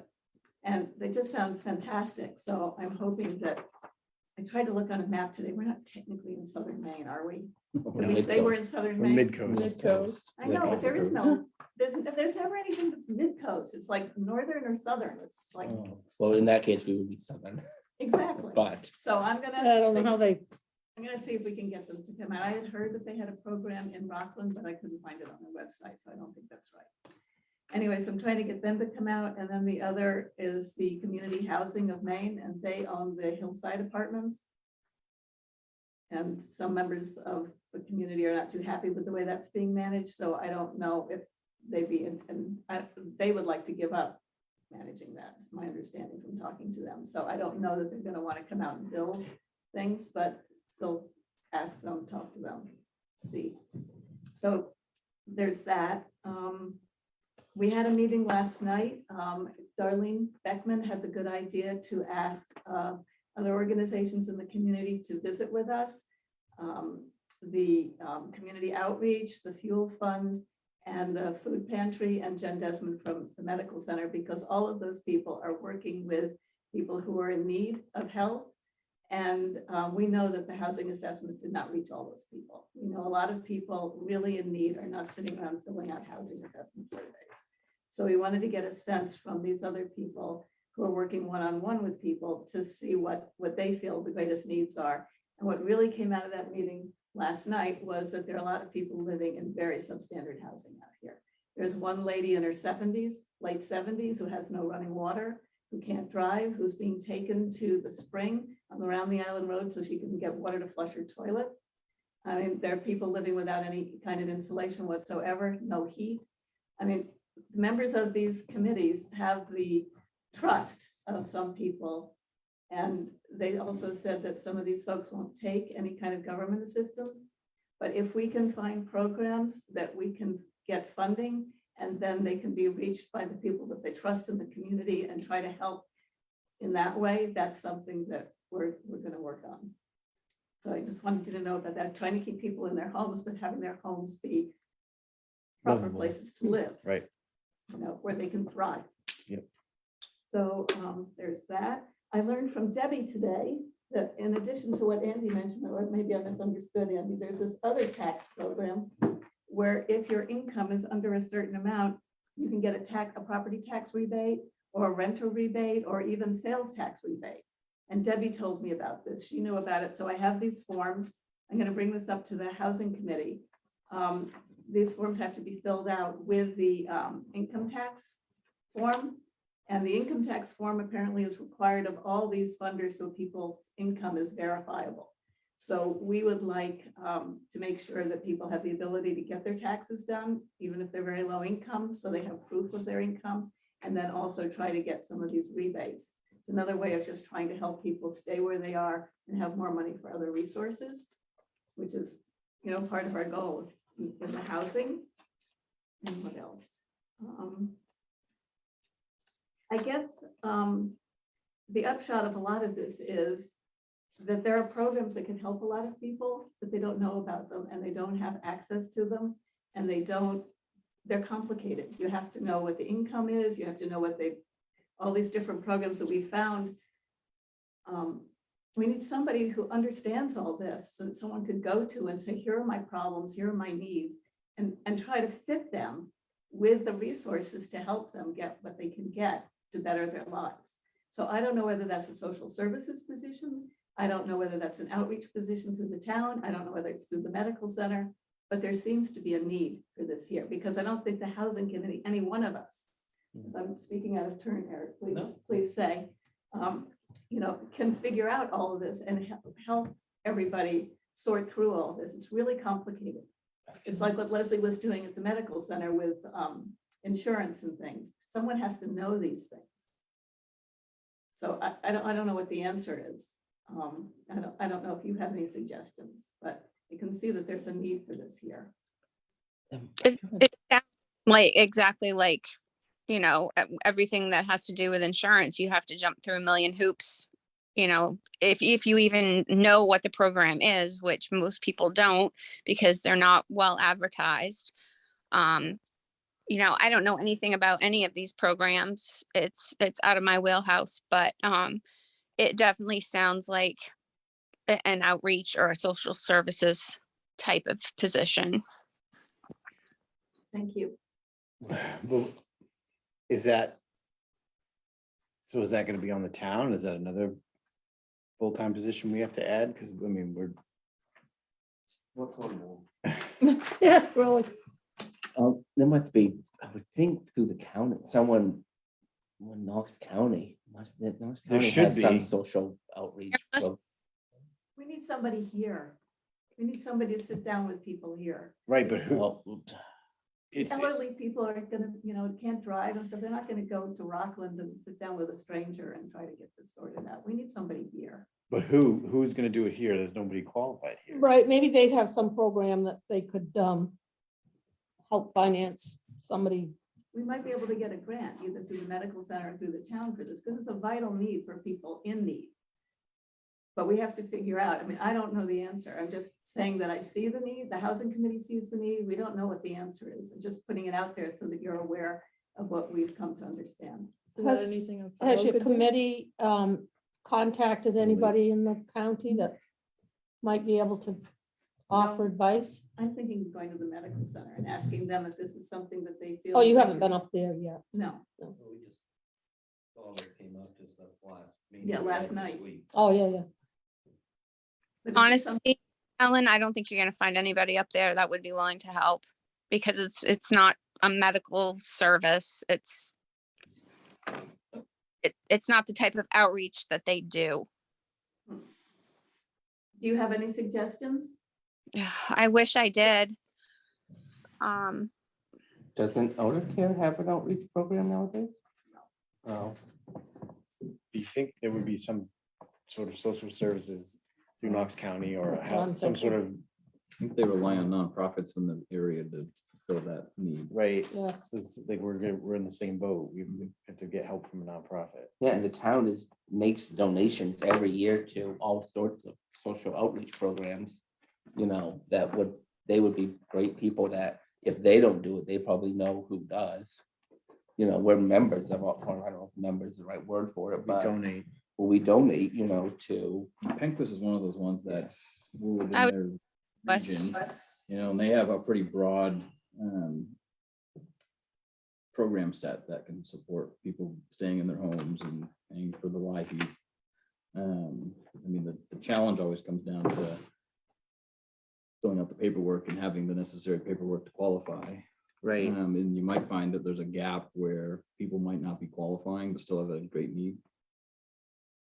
That's my other concern is like what you've identified is obviously a need, people who are struggling to make ends meet or don't have a home that's really livable. That is important. But what about the next tier of people who don't qualify for those programs? Because they make too much money, but still can't afford their own affordable housing. What about that section? Because that's They all. we need fall through the too. crack. Exactly. So it's a big issue.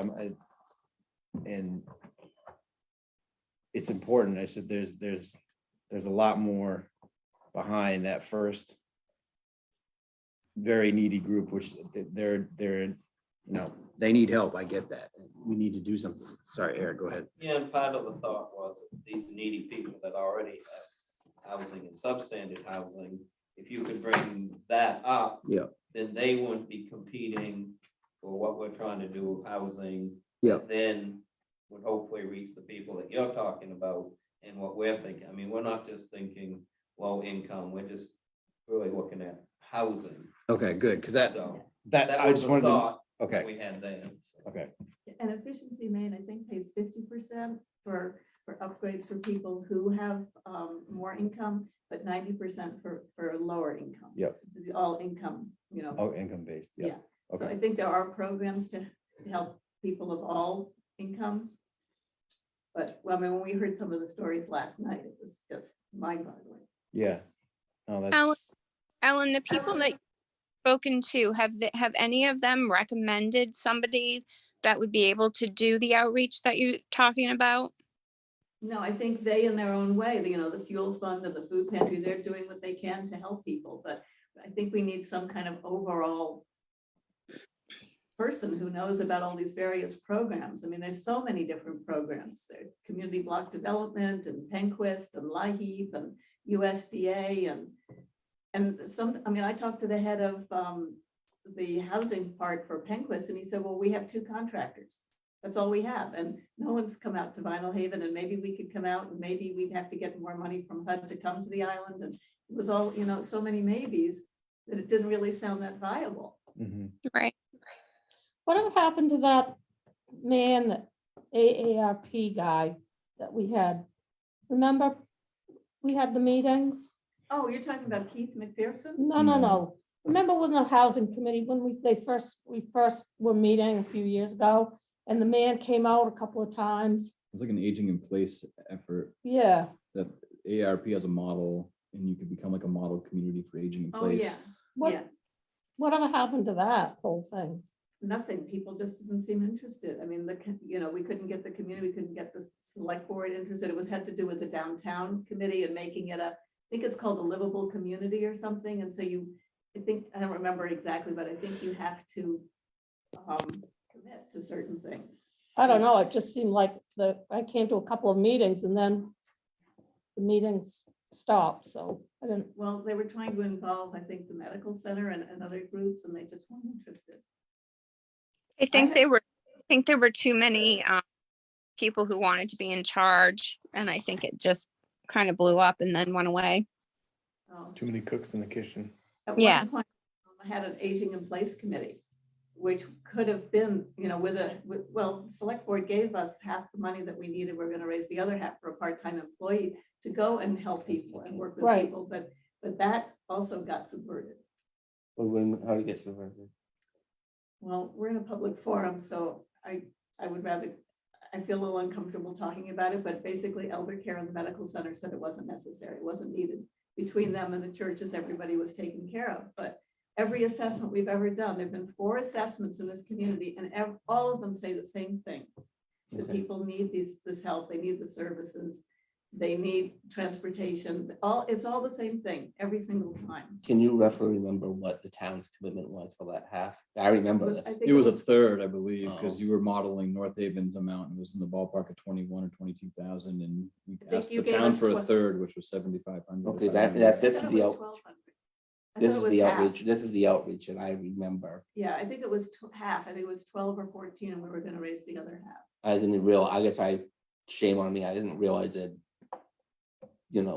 gone to nothing, but. Well, we had a big meeting here with people from the medical center and from Oh. elder was- care and that aging in place committee and There's It was a- lot- it was a there's nightmare. lot happens. It was a I don't committee, remember the Aging everything. in Place Committee was a committee at large, it's a community group that was Right. meeting. And they came to the select board and presented, if I remember, it was a couple of years ago, if I'm remembering correctly, presented an opportunity for a certain portion from the town and other portions from elder care and medical center. no, And then no. meetings, and that's how at least how I recall the other it. half was gonna be raised by us, not from elder care or the medical center. Sorry, Andy, I shouldn't have No, it's fine, interrupted I'm you. good. Well, it seems to me that if those 2 entities aren't interested, then you move on to find somebody. I mean, that might not be something that they should be expected to do, I don't know, but I mean, Yeah. I can't speak for the elder care board or how they operate. I, obviously know nothing about it, but it seems like if they can have somebody age in place in their home, You when think they they'd wanna obviously, do when they that. obviously have very limited beds and in an elderly community, the more people you can keep in your homes, the better off for them. But I don't know anything, but But we thought. I don't want to speak out of turn because I don't know anything about how elder care runs, of course. I didn't mean to bring all that up. No. I just wanted you to know that it, came up in the meeting last night, that there's some serious needs and we need to be able to figure out how to meet them through these various programs. Well, hopefully with this budget for the planning, you can get some support towards that. Someone might be able to help how that position would be funded, for example, if the town were to take on some of that responsibility and give it another go. Just because it failed a couple of years ago, doesn't mean it will fail again. very optimistic of you, thank you. Well, and it might, you might have to tweak some things, but boards change, opinions I agree. change. And I agree with Eric. I think if you tweak a few things and bring it up again, maybe you'll get further than you did last time. Okay, thank you, Leslie. Thank you, Ellen. Anything else? Housing committee? No, but is the planning commission on the agenda? Because I noticed Wes isn't here. I don't see it. Call and was there a report submitted? No, I just wonder, we submitted some zoning proposals, some changes, and we just wondered, well, I'm wondering on behalf of the planning commission, where that stands with the select board and bringing them forward to benefit housing. I don't think we've had any When did? reports. Yeah, Andy, did we- didn't you get those? I mean, nothing recently, no. I mean, there was some Well- effort back in December, I think.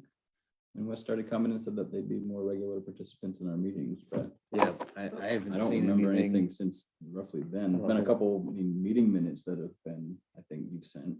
Well, Wes is the chairman, but we made some significant zoning recommendations that we wanted the board to see and then to go to the town people to vote on, Mhm. to try to encourage more housing. Some of the things that were in the legislature proposal for LD 2003 that we already had identified ourselves as being beneficial to the community. So should I ask Wes to present those? Yes, Yes. I mean, Okay, typically to go to a public hearing, or to have a public hearing, you'd have to have the ordinance showing what the changes are being proposed. I don't know if I ever remember seeing, I don't recall. I mean, there were seeing one. certainly bulleted items that the committee was talking about. I sent you the edited zoning. We might have to, Yeah, Give I me know a you have timeframe. you have a lot on your. on your I'll look plate. again. I don't remember seeing anything Yeah, it's all recently. in red, the changes that the planning commission is suggesting in the editable version. Last But time I can send remember, it to you the again. last time I remember seeing something like that was before I think the December meeting. Might When have Wes had been. come. special So time. you've had a lot of meetings since then. Yeah. Because it was talked, yeah, it was talked about going in front of a public hearing, but there was some question, I can't remember all of it now. It's a few months ago. Yeah, There's a lot Well, happening it's- all at once. send right it, now. send it through and Okay, I'll talk to Wes we'll, about it. we'll make sure we put it on the next agenda. Okay, thank you. All right, 7B engineer report.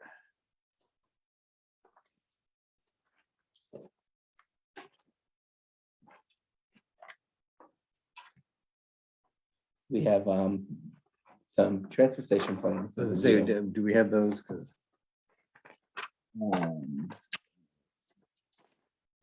Well, I thought he said it was gonna be. here provide by the 11th. updated plans the week of the 11th. That is this this week. week. Mhm. He's coming tomorrow. Okay. Oh, he is. Yeah.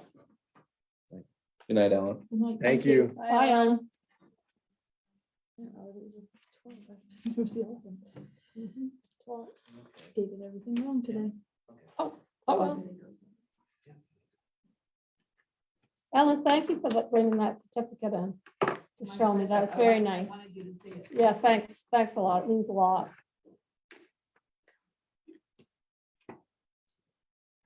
Well, yeah, my question is, where are the plans for the transfer station? We'll ask them tomorrow. All right, thank you. Yeah, like I mean, I'm more interested in, I mean, seeing the kind of what they've come up with after our input, but also, at this point, there's no way I see us getting bid specs. I haven't seen those yet. You have to finalize the design. get It's the not bid gonna specs put happen together. before the There's no summer. way it's gonna happen There's no and way. be done before what we set out to be before June. June, right, it's not, there's no way. By then, it's too busy to try and do a big change like that. Okay.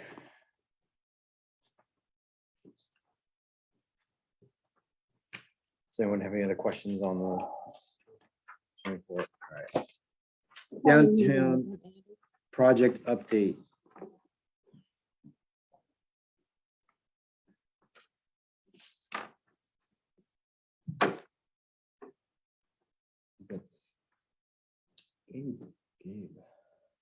Yeah, do you want me to share, or did you all have a chance to read it and just want to ask questions? Or anything, if you have any questions. Do you have a quick overview? Getting a little slow here. A quick overview?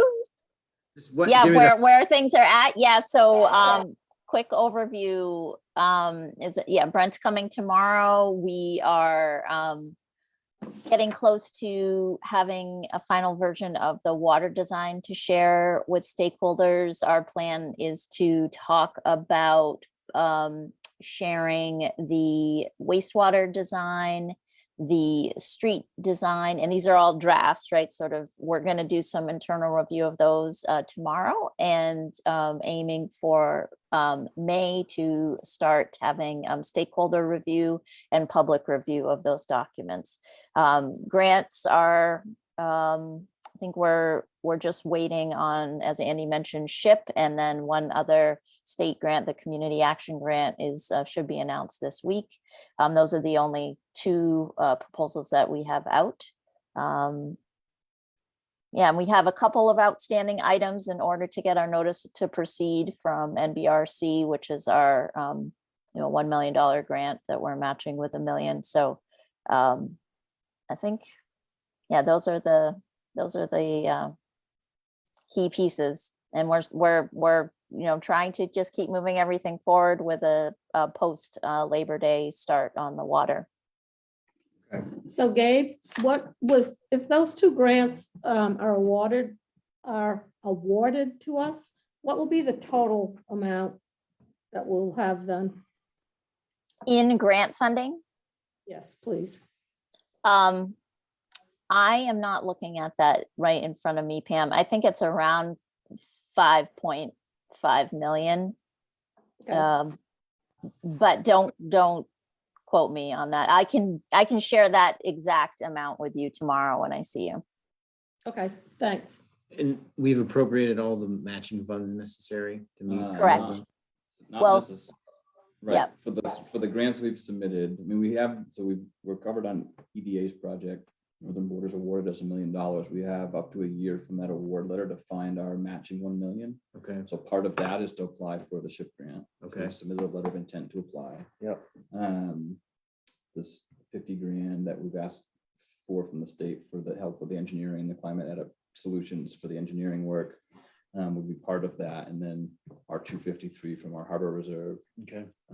trying to build to that $1 million match. And so that's the one I was mentioning earlier. If we're able to get the two grants that we've started the process on now, it would leave us, I think, about $25,000 left to fund to have that $1 million grant matched to proceed. Okay. Yep. And I'm also thinking too, Andy, that we'll have some conversations and just look into how the earmark funding plays into that as well. Since that will be technically considered state, because I believe it's coming through the drinking water program. So we can look at that $25,000 gap and try to think of ways that, whether it's fund balance or some other source of funding. But I think that the most recent funding could be an option for that as well. We have a year from like now, Presumably, yeah, or presumably we're talking like by the, I don't know what the SHIP grant turnaround is. We've submitted our letter of intention to apply. So now we've got to come back with a more detailed application. Yeah. The engineer's got to put a little bit more meat together in the proposal for what we're trying to get done and Okay. submit that. And that's a rolling basis, I believe. And so I mean, It I don't is, know, yeah. like end of summer, but depending on when we get it in. But if we can get it in, I don't know if they're thinking the end of May or not, but relatively soon. I mean, we're kind of delayed in paying for the engineering in particular with the grant until we get that notice to proceed. Okay. And they're aware of that. So The engineers are aware of that. Okay. so that's something that's kind of driving and motivating them presumably to help get that done. Yep. That's a big portion of the project. Okay. And so the water hopefully sooner district rather than got later that we'll get that. final notice. approval today for the SLR. DWSRF. Well, that's so too many. Oh, God, I hate it. Yeah. $500,000 was approved, Good. final approval today. Right. Good. Any All right. questions on that? There's a stakeholder, are we doing that Yeah, stakeholder coffee conversation meeting is 8:30 a.m. On Thursday of this week, which will be attended by Brent and Andy and myself, and will be providing some water main project updates. Is that here and virtually? Virtual, yeah. It's just- virtual. Okay. I think I could make it, but I'll try it. Seems to be generally well received from those. I mean, we range from what, 12 to probably 25 people on those calls. Is that a little generous? But it's been a good range of people involved in those. Has it been good feedback? Yep. Yeah, great questions, a lot of good feedback, and I just feel like from what I understand from the engineers that the engagement, which isn't surprising, I think Vinalhaven has great engagement, but just the level of engagement with the stakeholders around the project is I don't want to say use the word impressive, but we've had a lot of good feedback, response, and engagement of people sharing information, ideas, and just being really involved in the process and in the planning process, which has been really helpful for the engineers in particular. Okay, good. All right. Any other questions? All right. Thank you, Gabe. Yeah, Thank you, Gabe. thank you guys. Thanks for holding on. I know that was Tedious. a long time. I multitask. Yeah, good. There's she's also been waiting for this to pop up for this big request for the Okay. $150 to help get some signs for the monitoring sites for the sea level rise work. They've been the tide trackers work. I don't see an issue with being able to afford that. So I have no it issue was with more that. of just an update for you to see what they're up to and what they want to have out there. So in case people do ask of you and say, hey, what's up with that sign? And this is what they're proposing to put out. Do we need to make a motion? No? All right. Yeah, I don't have a problem with this. Not for 150. No. But just more of an update. Okay. Then they did, or on the Seville Rise, they did have the weather and tide stations installed on the ferry service infrastructure yesterday. They do have a couple more components still to figure, to get put in place. They have to be able to get the data sent from that site to a computer. So they were trying to look at using Wi-Fi, getting the signal to be received here. So they're looking at the fire station potentially to put a receiver on and then be able to send it up to this building. Oh, like a So repeater they're or looking, something. yeah, they're looking at doing that Thursday, I believe. And I mentioned, I was just told them that they could have a desk upstairs to put a computer on. We've got a couple that aren't being used that are hardwired, so that must, work out the bugs, but I mean, that could be up and running by the end of the month, it looks like. Okay. All right, and that was E, was that that the committee report or is there a separate one for that? I think serves as that. All right. Go back up to the director. Director of Public Works report. I did include at the back of your packet on the table, towards the back of that, just a week overview from last week that Millie provided. So that was second from the end, I think. So, project status update. You found it, huh? I know it's in here. Very Oh. easy. Well, I can Oh, kind there it of, is, Here we on the go. back. Hey, there you Way to are. go, Mel. So along with that brief little memo of what we've been doing, we've also started on sign inventories. We did a nice joyride around town yesterday. Only 16 signs we found, well, should I say we didn't find, they are missing. 6 need repairs. So that was minor compared to, I think, what I expected it to be, but some of those signs are just leaving us in the last week or so. We have the sweeper set up to come May 20th through the 21st. They have boarding at this point, and Debbie's going to take care of ferry services for me. Last Thursday, I met with Mainline Fence. I had some concerns. I know that we have a lot of areas that we need to put guardrails up. And so I invited them to come out and do a site visit with me to several of the locations. And unfortunately, we cannot feasibly get enough depth for posts for the steel rails that we would normally use. So it's kind of back to the drawing board on that. I'm talking to Peter Coughlin. Actually, I just got a couple emails from him back and forth while waiting for our turn to talk. So we're working on that and what other ideas there may possibly be when there's an island of ledge, guardrails needed and no depth to put them in. So there'll be more on that. And I think I did send a memo out for that as well, just so that we have that on file. I know that we've been asked, Andy can speak more to that, about getting some rails up in some certain places. So. They took them to quite a few spots. I think we were looking primarily, we were trying to get scheduled for this work year to try and find a solution at Granite Island Bridge. Correct. Possibly Creed's Cove. Creed's Cove. And you took them up to Round Pond as well. Yes. He liked the Round Pond cable and granite.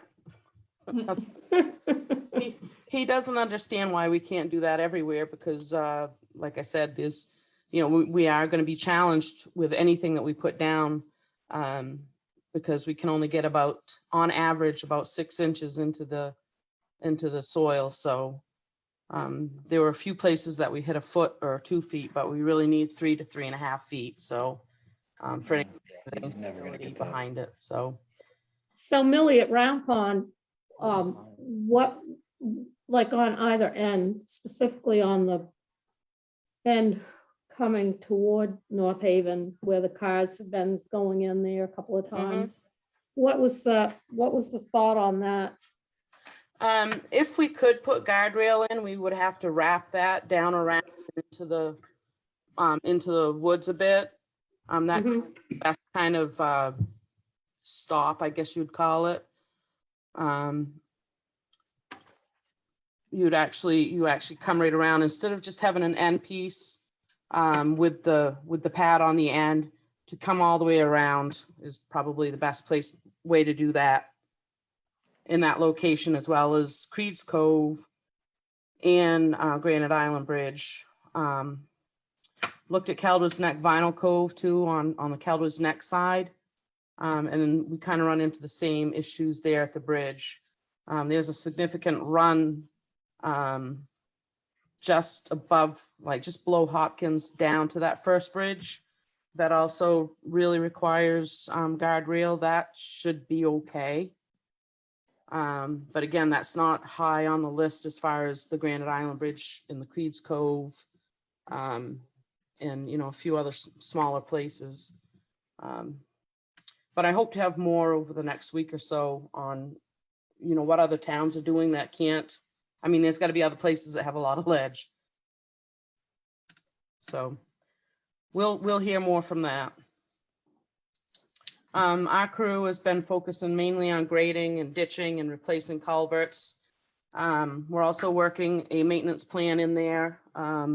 So if you're not seeing us out on the roads, it means that we're taking care of what we have in the shop, tools, equipment, trucks, and so on.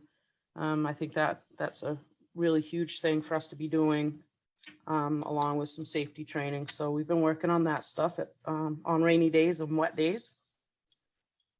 The 550 is back. Andy, do you remember the exact amount on that? I do not right off the bat, but I do know it was cheaper than what we had planned. It was just over 12, right?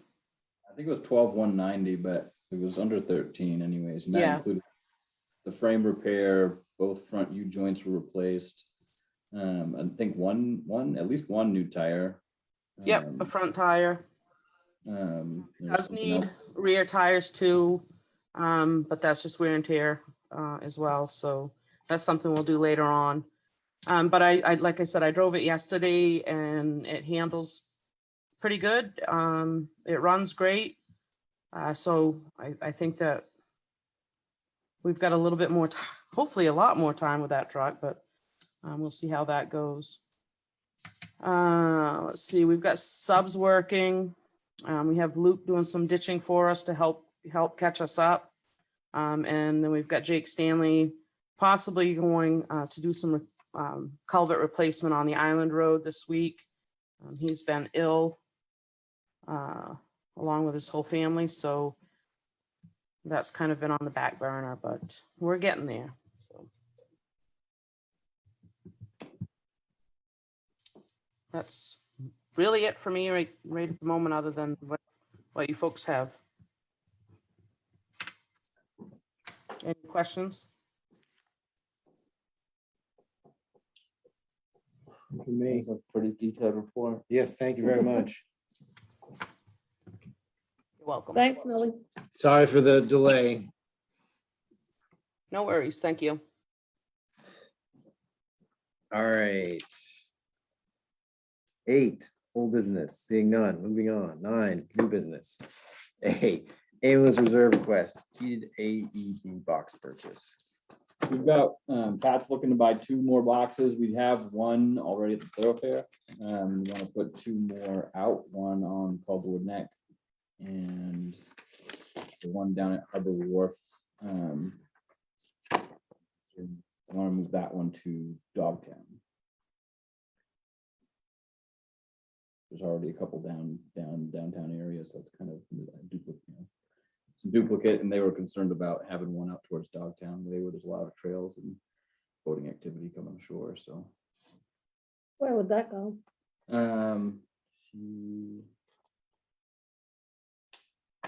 I haven't decided exactly, but they were looking somewhere between probably, and they were thinking originally at somewhere near like Todd's Garage or Creed's Cove, but maybe trying to go further out towards like City Point Road, maybe somewhere out that way between there and Granite Island. Mhm. She hasn't fully identified where yet. But It's a Basin Bridge turnaround, maybe. A lot of in and out right there for boats. I mean, what's such an exact amount? 1240, not 1250. 1248. I mean, I would recommend maybe going up to $2,000, because I don't know what this includes. I mentioned to her, we have to get sometimes a special, last time we had to get like a special European plug to go in off there, and I don't know if the electric company charged or not. I'm assuming they would. It's work they have to do, 'cause we were able to, if we put it on a pole, they just put a drop in at the pole and plug in there. All right, well, make a motion, we approve the release of $2,000 from the ambulance equipment reserve for the purchase of 2 new AEDs. Heated AEDs. Second. All those in favor? Aye. Alrighty.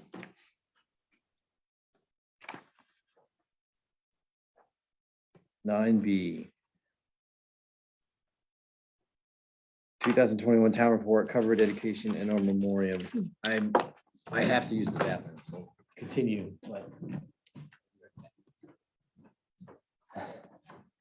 Dedication and or. Does that mean we just need to choose one or the other?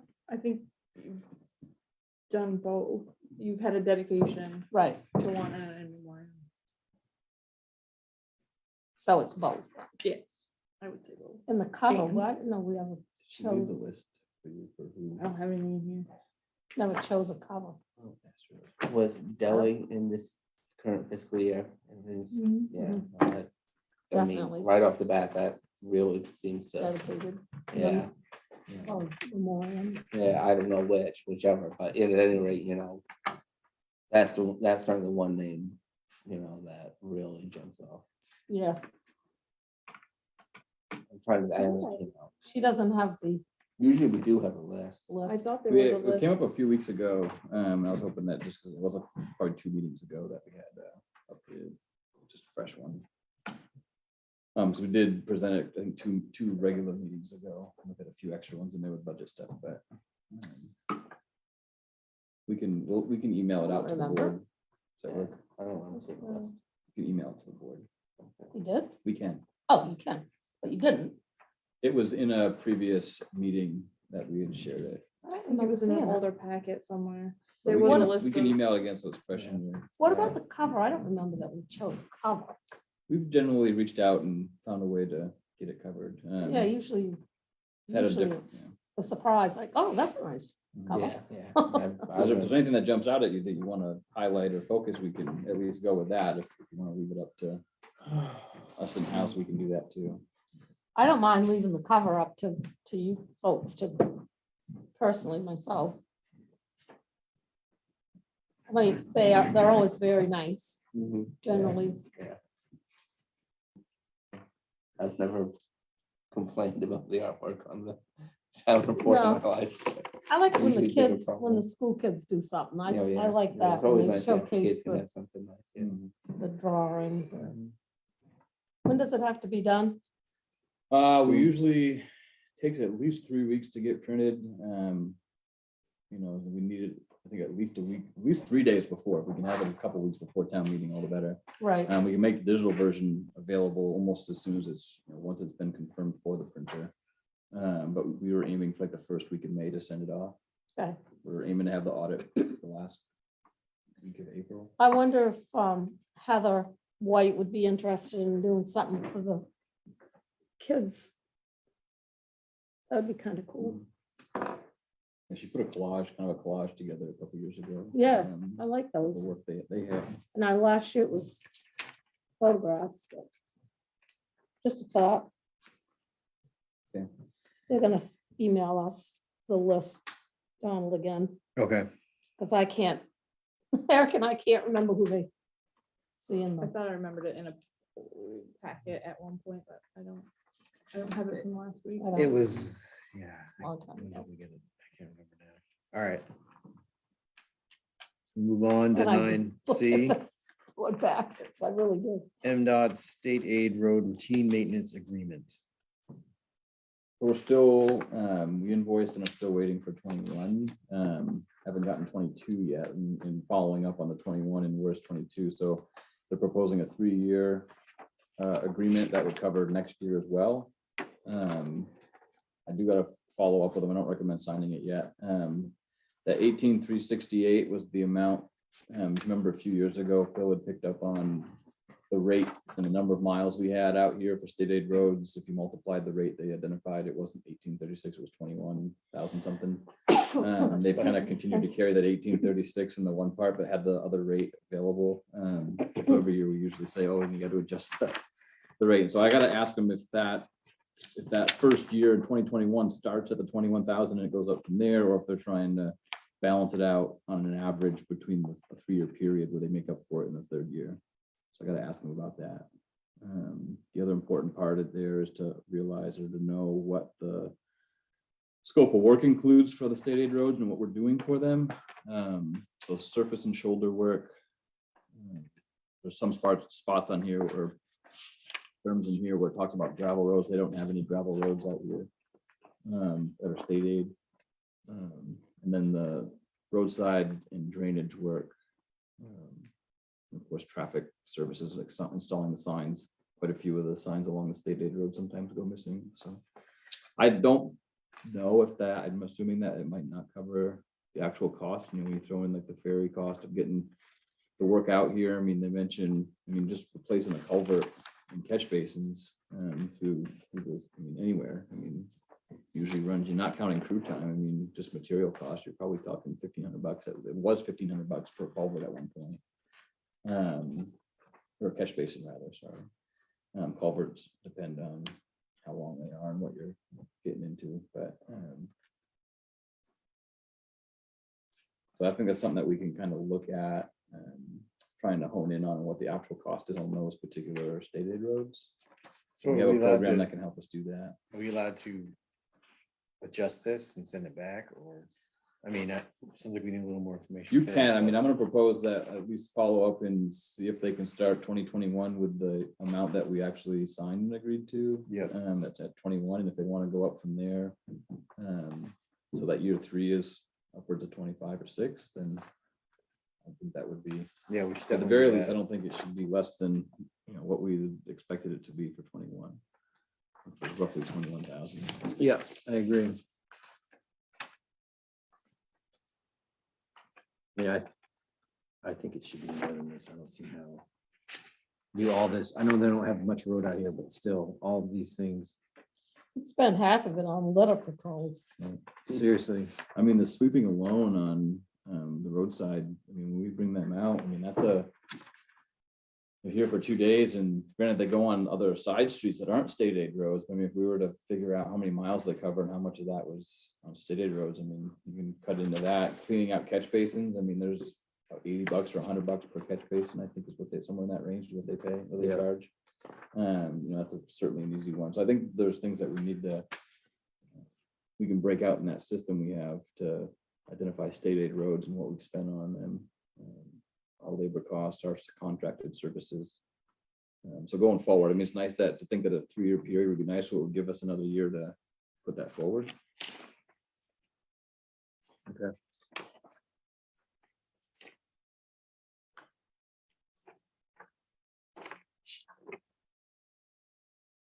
And if they want to take on some dirt roads, gravel roads, they're welcome to them. I think too, it'd be good to try and get a little more out of them. I mean, all these things that they want us to do. I remember when we were getting ready for the light capital pave they did, you know, we replaced the culverts going out Pequot. They had a question about the type of culvert we were using and suggested that those weren't the culverts they would have expected to go in, the pile that we have down at Coots. And then they went up this side with us before we were able to replace the ones on North Haven Road, and pointed out a lot of things, you know, and had kind of questions about how we do things, and, you know, their standards were a little bit different. And I suggested that, well, maybe they need to provide the training to us if we're gonna do their road maintenance on their roads Yeah. to their standards. And we, you know, if we don't know, it's because they haven't taught us. So I tried to say, like, hey, can you come out and do some training with us and make sure we're doing it to your standards? We could do it differently if we're expected to by the contract. So, Right. and it's a way to kind of get some free training. And what Yeah. did they say?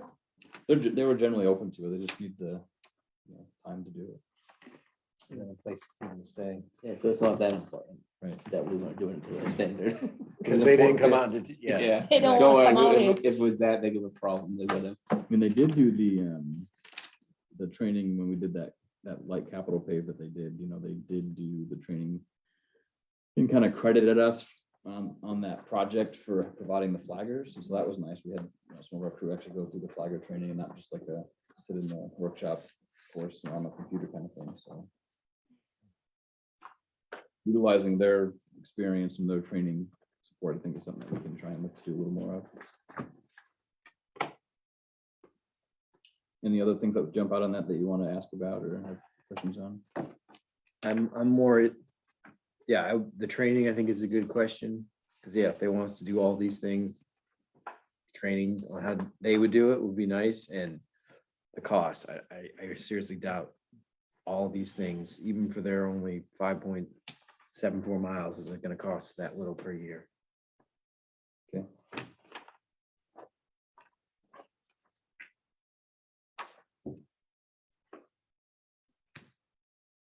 Move on to 9E cemetery mowing bids, but you said there were none, correct? I did not get any. Just put it back out. Should we put it back out? As mean, it is, or should we all modify it? Yeah, it's hard not. I'm surprised. I mean, I don't have anything that's come in to say in writing that says here's the issues, or anyone to say why it didn't. I don't know if Eric has anything from the committee, if you had any feedback to the committee to share or not, but we changed the term from 12 to 6 months, and then of course put the performance requirements in there. It may have been some to scare some people. Maybe the 12 to 6 months was enough not to want to take it. I don't know. It's hard not to know.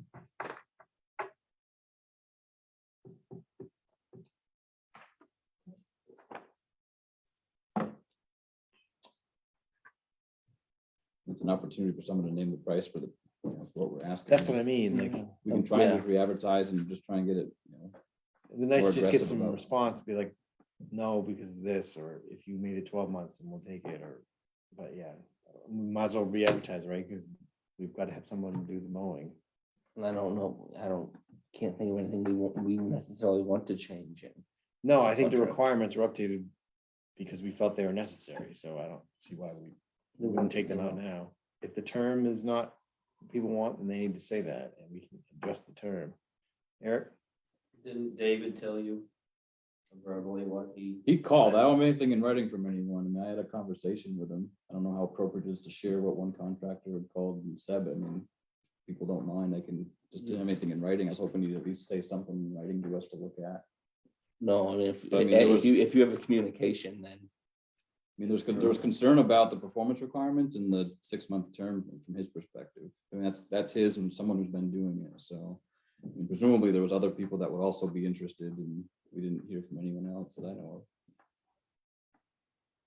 Did he indicate which was more of a problem, the term or the performance? Definitely the term seemed to stand out. I don't know if Eric picked up on something different, but I know there was. I prefer something in writing coming from him, so I'm not trying to remember Right. or assume anything. but Right. I don't think it's fair to try and. Put his words, Right. yeah, out, yeah. I know that the 6-month term was definitely something that was an issue. I wish he had submitted the bid for a 12-month term. What can we modify to say?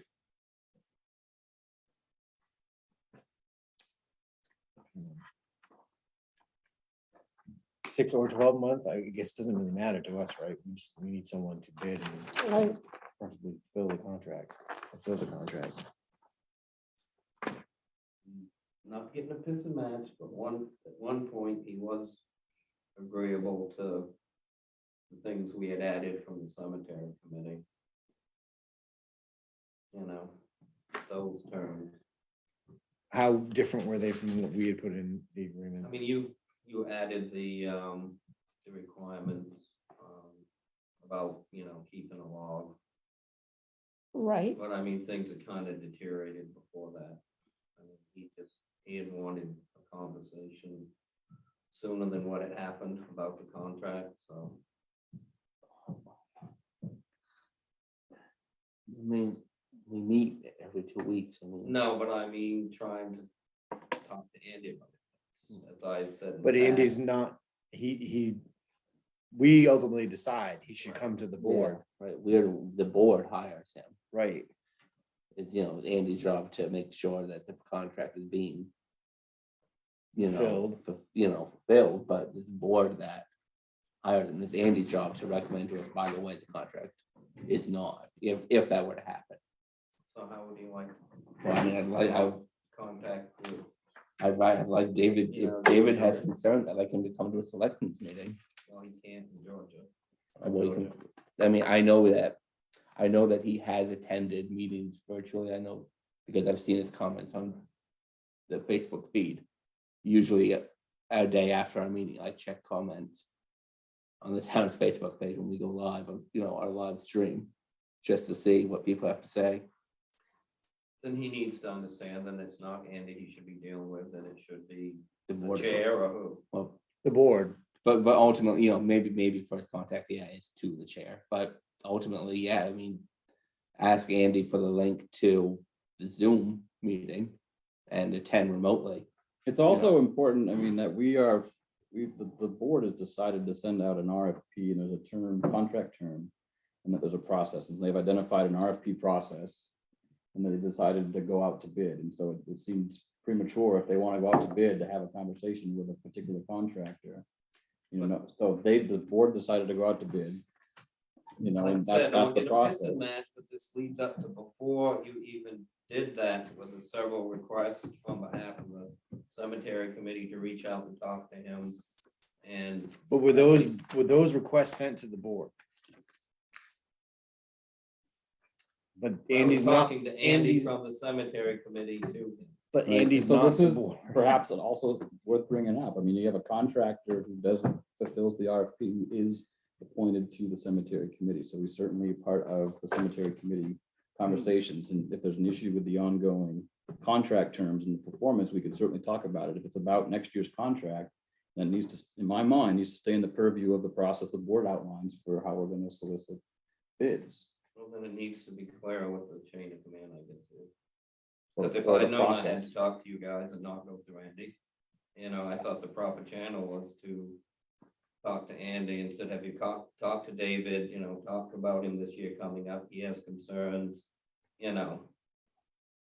So if I'd known I was supposed to be talking to you guys, I would have relayed those I think it's more to you about guys. process than it is who needs, in my mind, it's more about process and who needs to talk to. I mean, the board needs to make sure that they're being fair for the town, with the town's money, to make sure they aren't subverting a process, right? So you have the RFP process that says, we've got to put out to bid these services. You start engaging in conversations with a contractor about what they want and start making that part of a public record.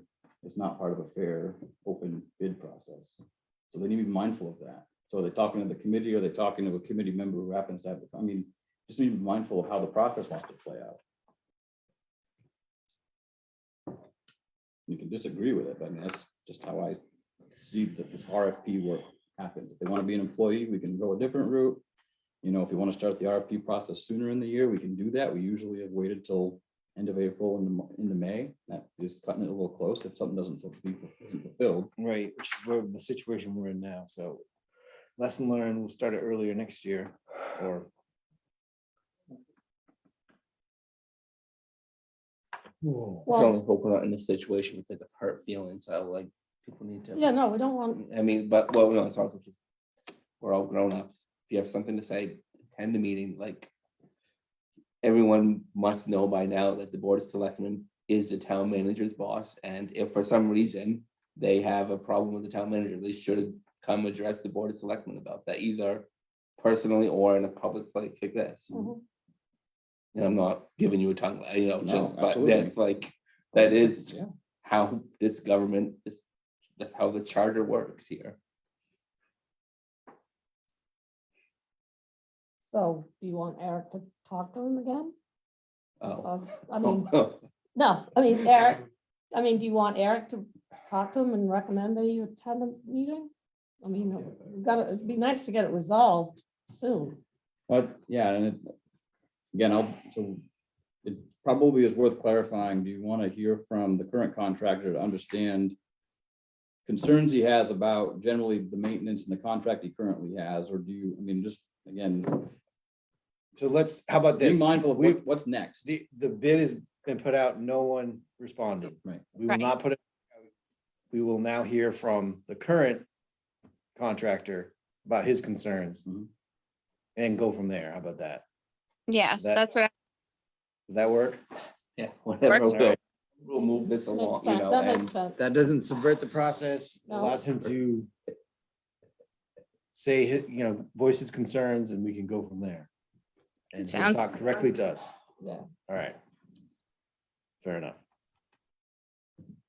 Moving on, Totally didn't. mean to upset. 10, report of town manager. thanks, Eric. Thank you, Eric. Thanks, Eric.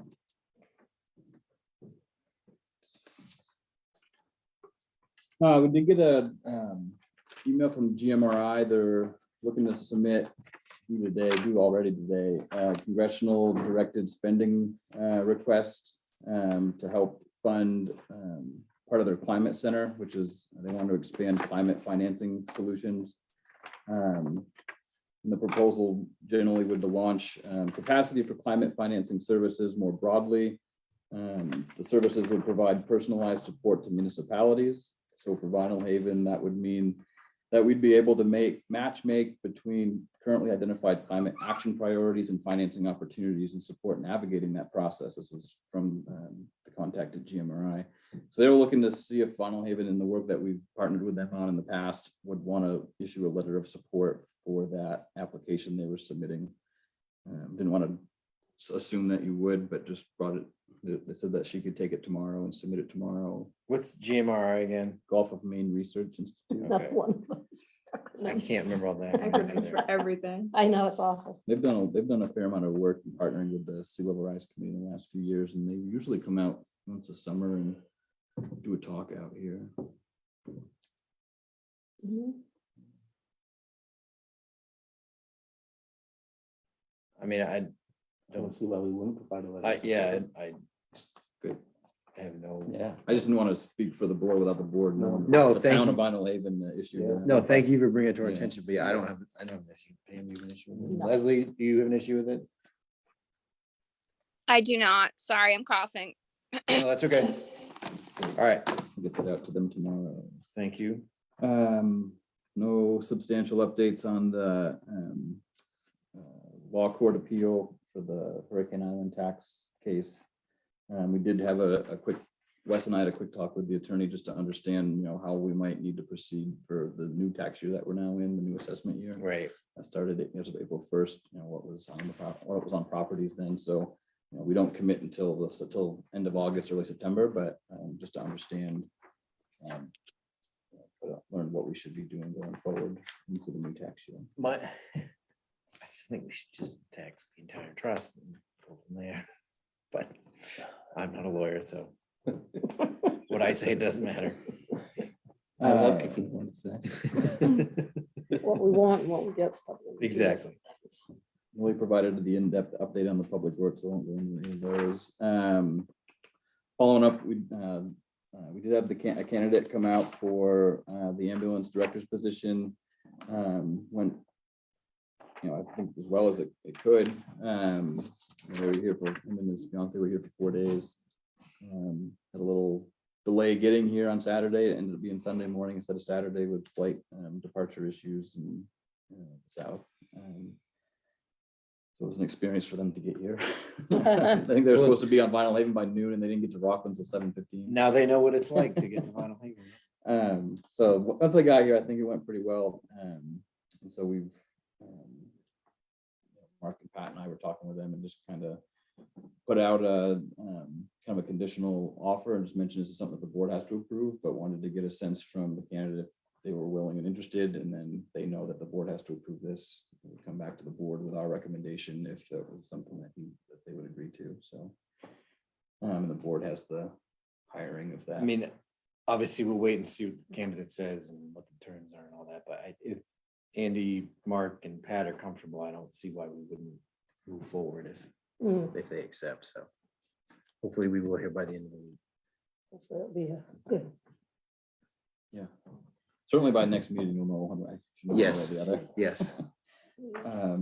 There's a grant application. There's always grants out there, but for the library, one of the trustees had shared there's ALA grant, American Libraries Association, I believe, and due on the 21st. There isn't a application filled out yet for a particular project or expenditure, but trustees happened to meet this week. I went to that meeting and I talked to Scott and some of the trustees about some ideas that they've been having, and might we want to apply for it? It can cover, I think, almost anything that we spend at the library.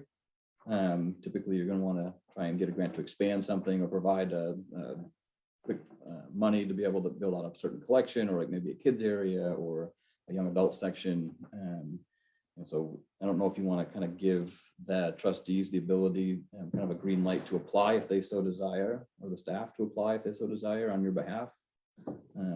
Yeah, I don't think we'll have another meeting before. it's library due. staff or trustees, correct? Not Your time or someone else's here, correct? 'Cause- Right. I mean, I might, Okay. just kind of talk with them a little bit more, but I mean, if I would kind of leave it up to the staff and or the trustees to say, hey, we want to try and do a certain thing. And Yeah, it looked like a relatively easy grant because it's comparing it to some of the federal ones we've done recently. I mean, I'm never gonna be against applying for a grant, I don't think. 'Cause, Right. Yeah. What's the Wanna harm? You don't apply get it, for- you don't get it. Sorry, Leslie, go ahead. I said, if they want to apply for free money, why not? Exactly. The worst that happens is you don't get it. I mean, Right. I mean, the reporting, the time to spend is this calendar year. So if awarded, it would be, I think, June or July. And you have until the end of December to spend it. So it's a really quick turnaround thing. Okay. It looked like a pretty relatively easy one to go after. And I don't think they'll have trouble spending it, right? Right. Yeah. Okay. Yeah. Is everyone in agreement? Mhm. All right. Yes. Steve's texting Pam. That's all I. Alrighty, Who was that? Get the one. Yeah, Steve is, No. I Steve, didn't. yeah, Oh, Steve gosh. is, No. Steve is texting Pam, where's supper? No, I was just looking at the calendar. The upcoming meetings, the water sewer meetings have been changed to the 26th, Andrew. oh, Mike and, which is our BLS meeting. well, Oh, I meant to put 20. I had 19th on there too. Is that when we were gonna do We were the, supposed to, yeah, we want to do but the it's the- ordinance talk then? yes, that would be perfect. Okay. What time? Whatever. All right. Board members, Yeah, let me know because Mike and Will have other meeting on Right. the 19th.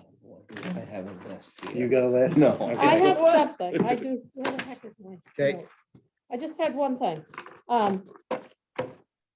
That I would like to, at some point, after the change of the guard, that we should, well, maybe not, but we should go through the bylaws Mm.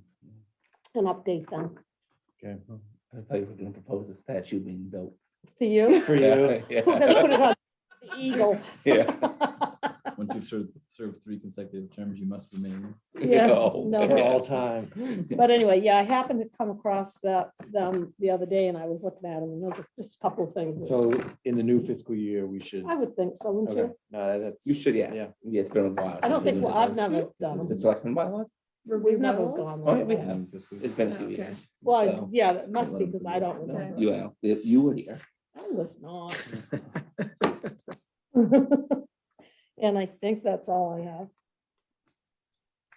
In that case, the movie adjourned. We have an executive session. Oh, well, in that case, the movie go to executive session pursuant. to- You settle down there. Number 12, executive session.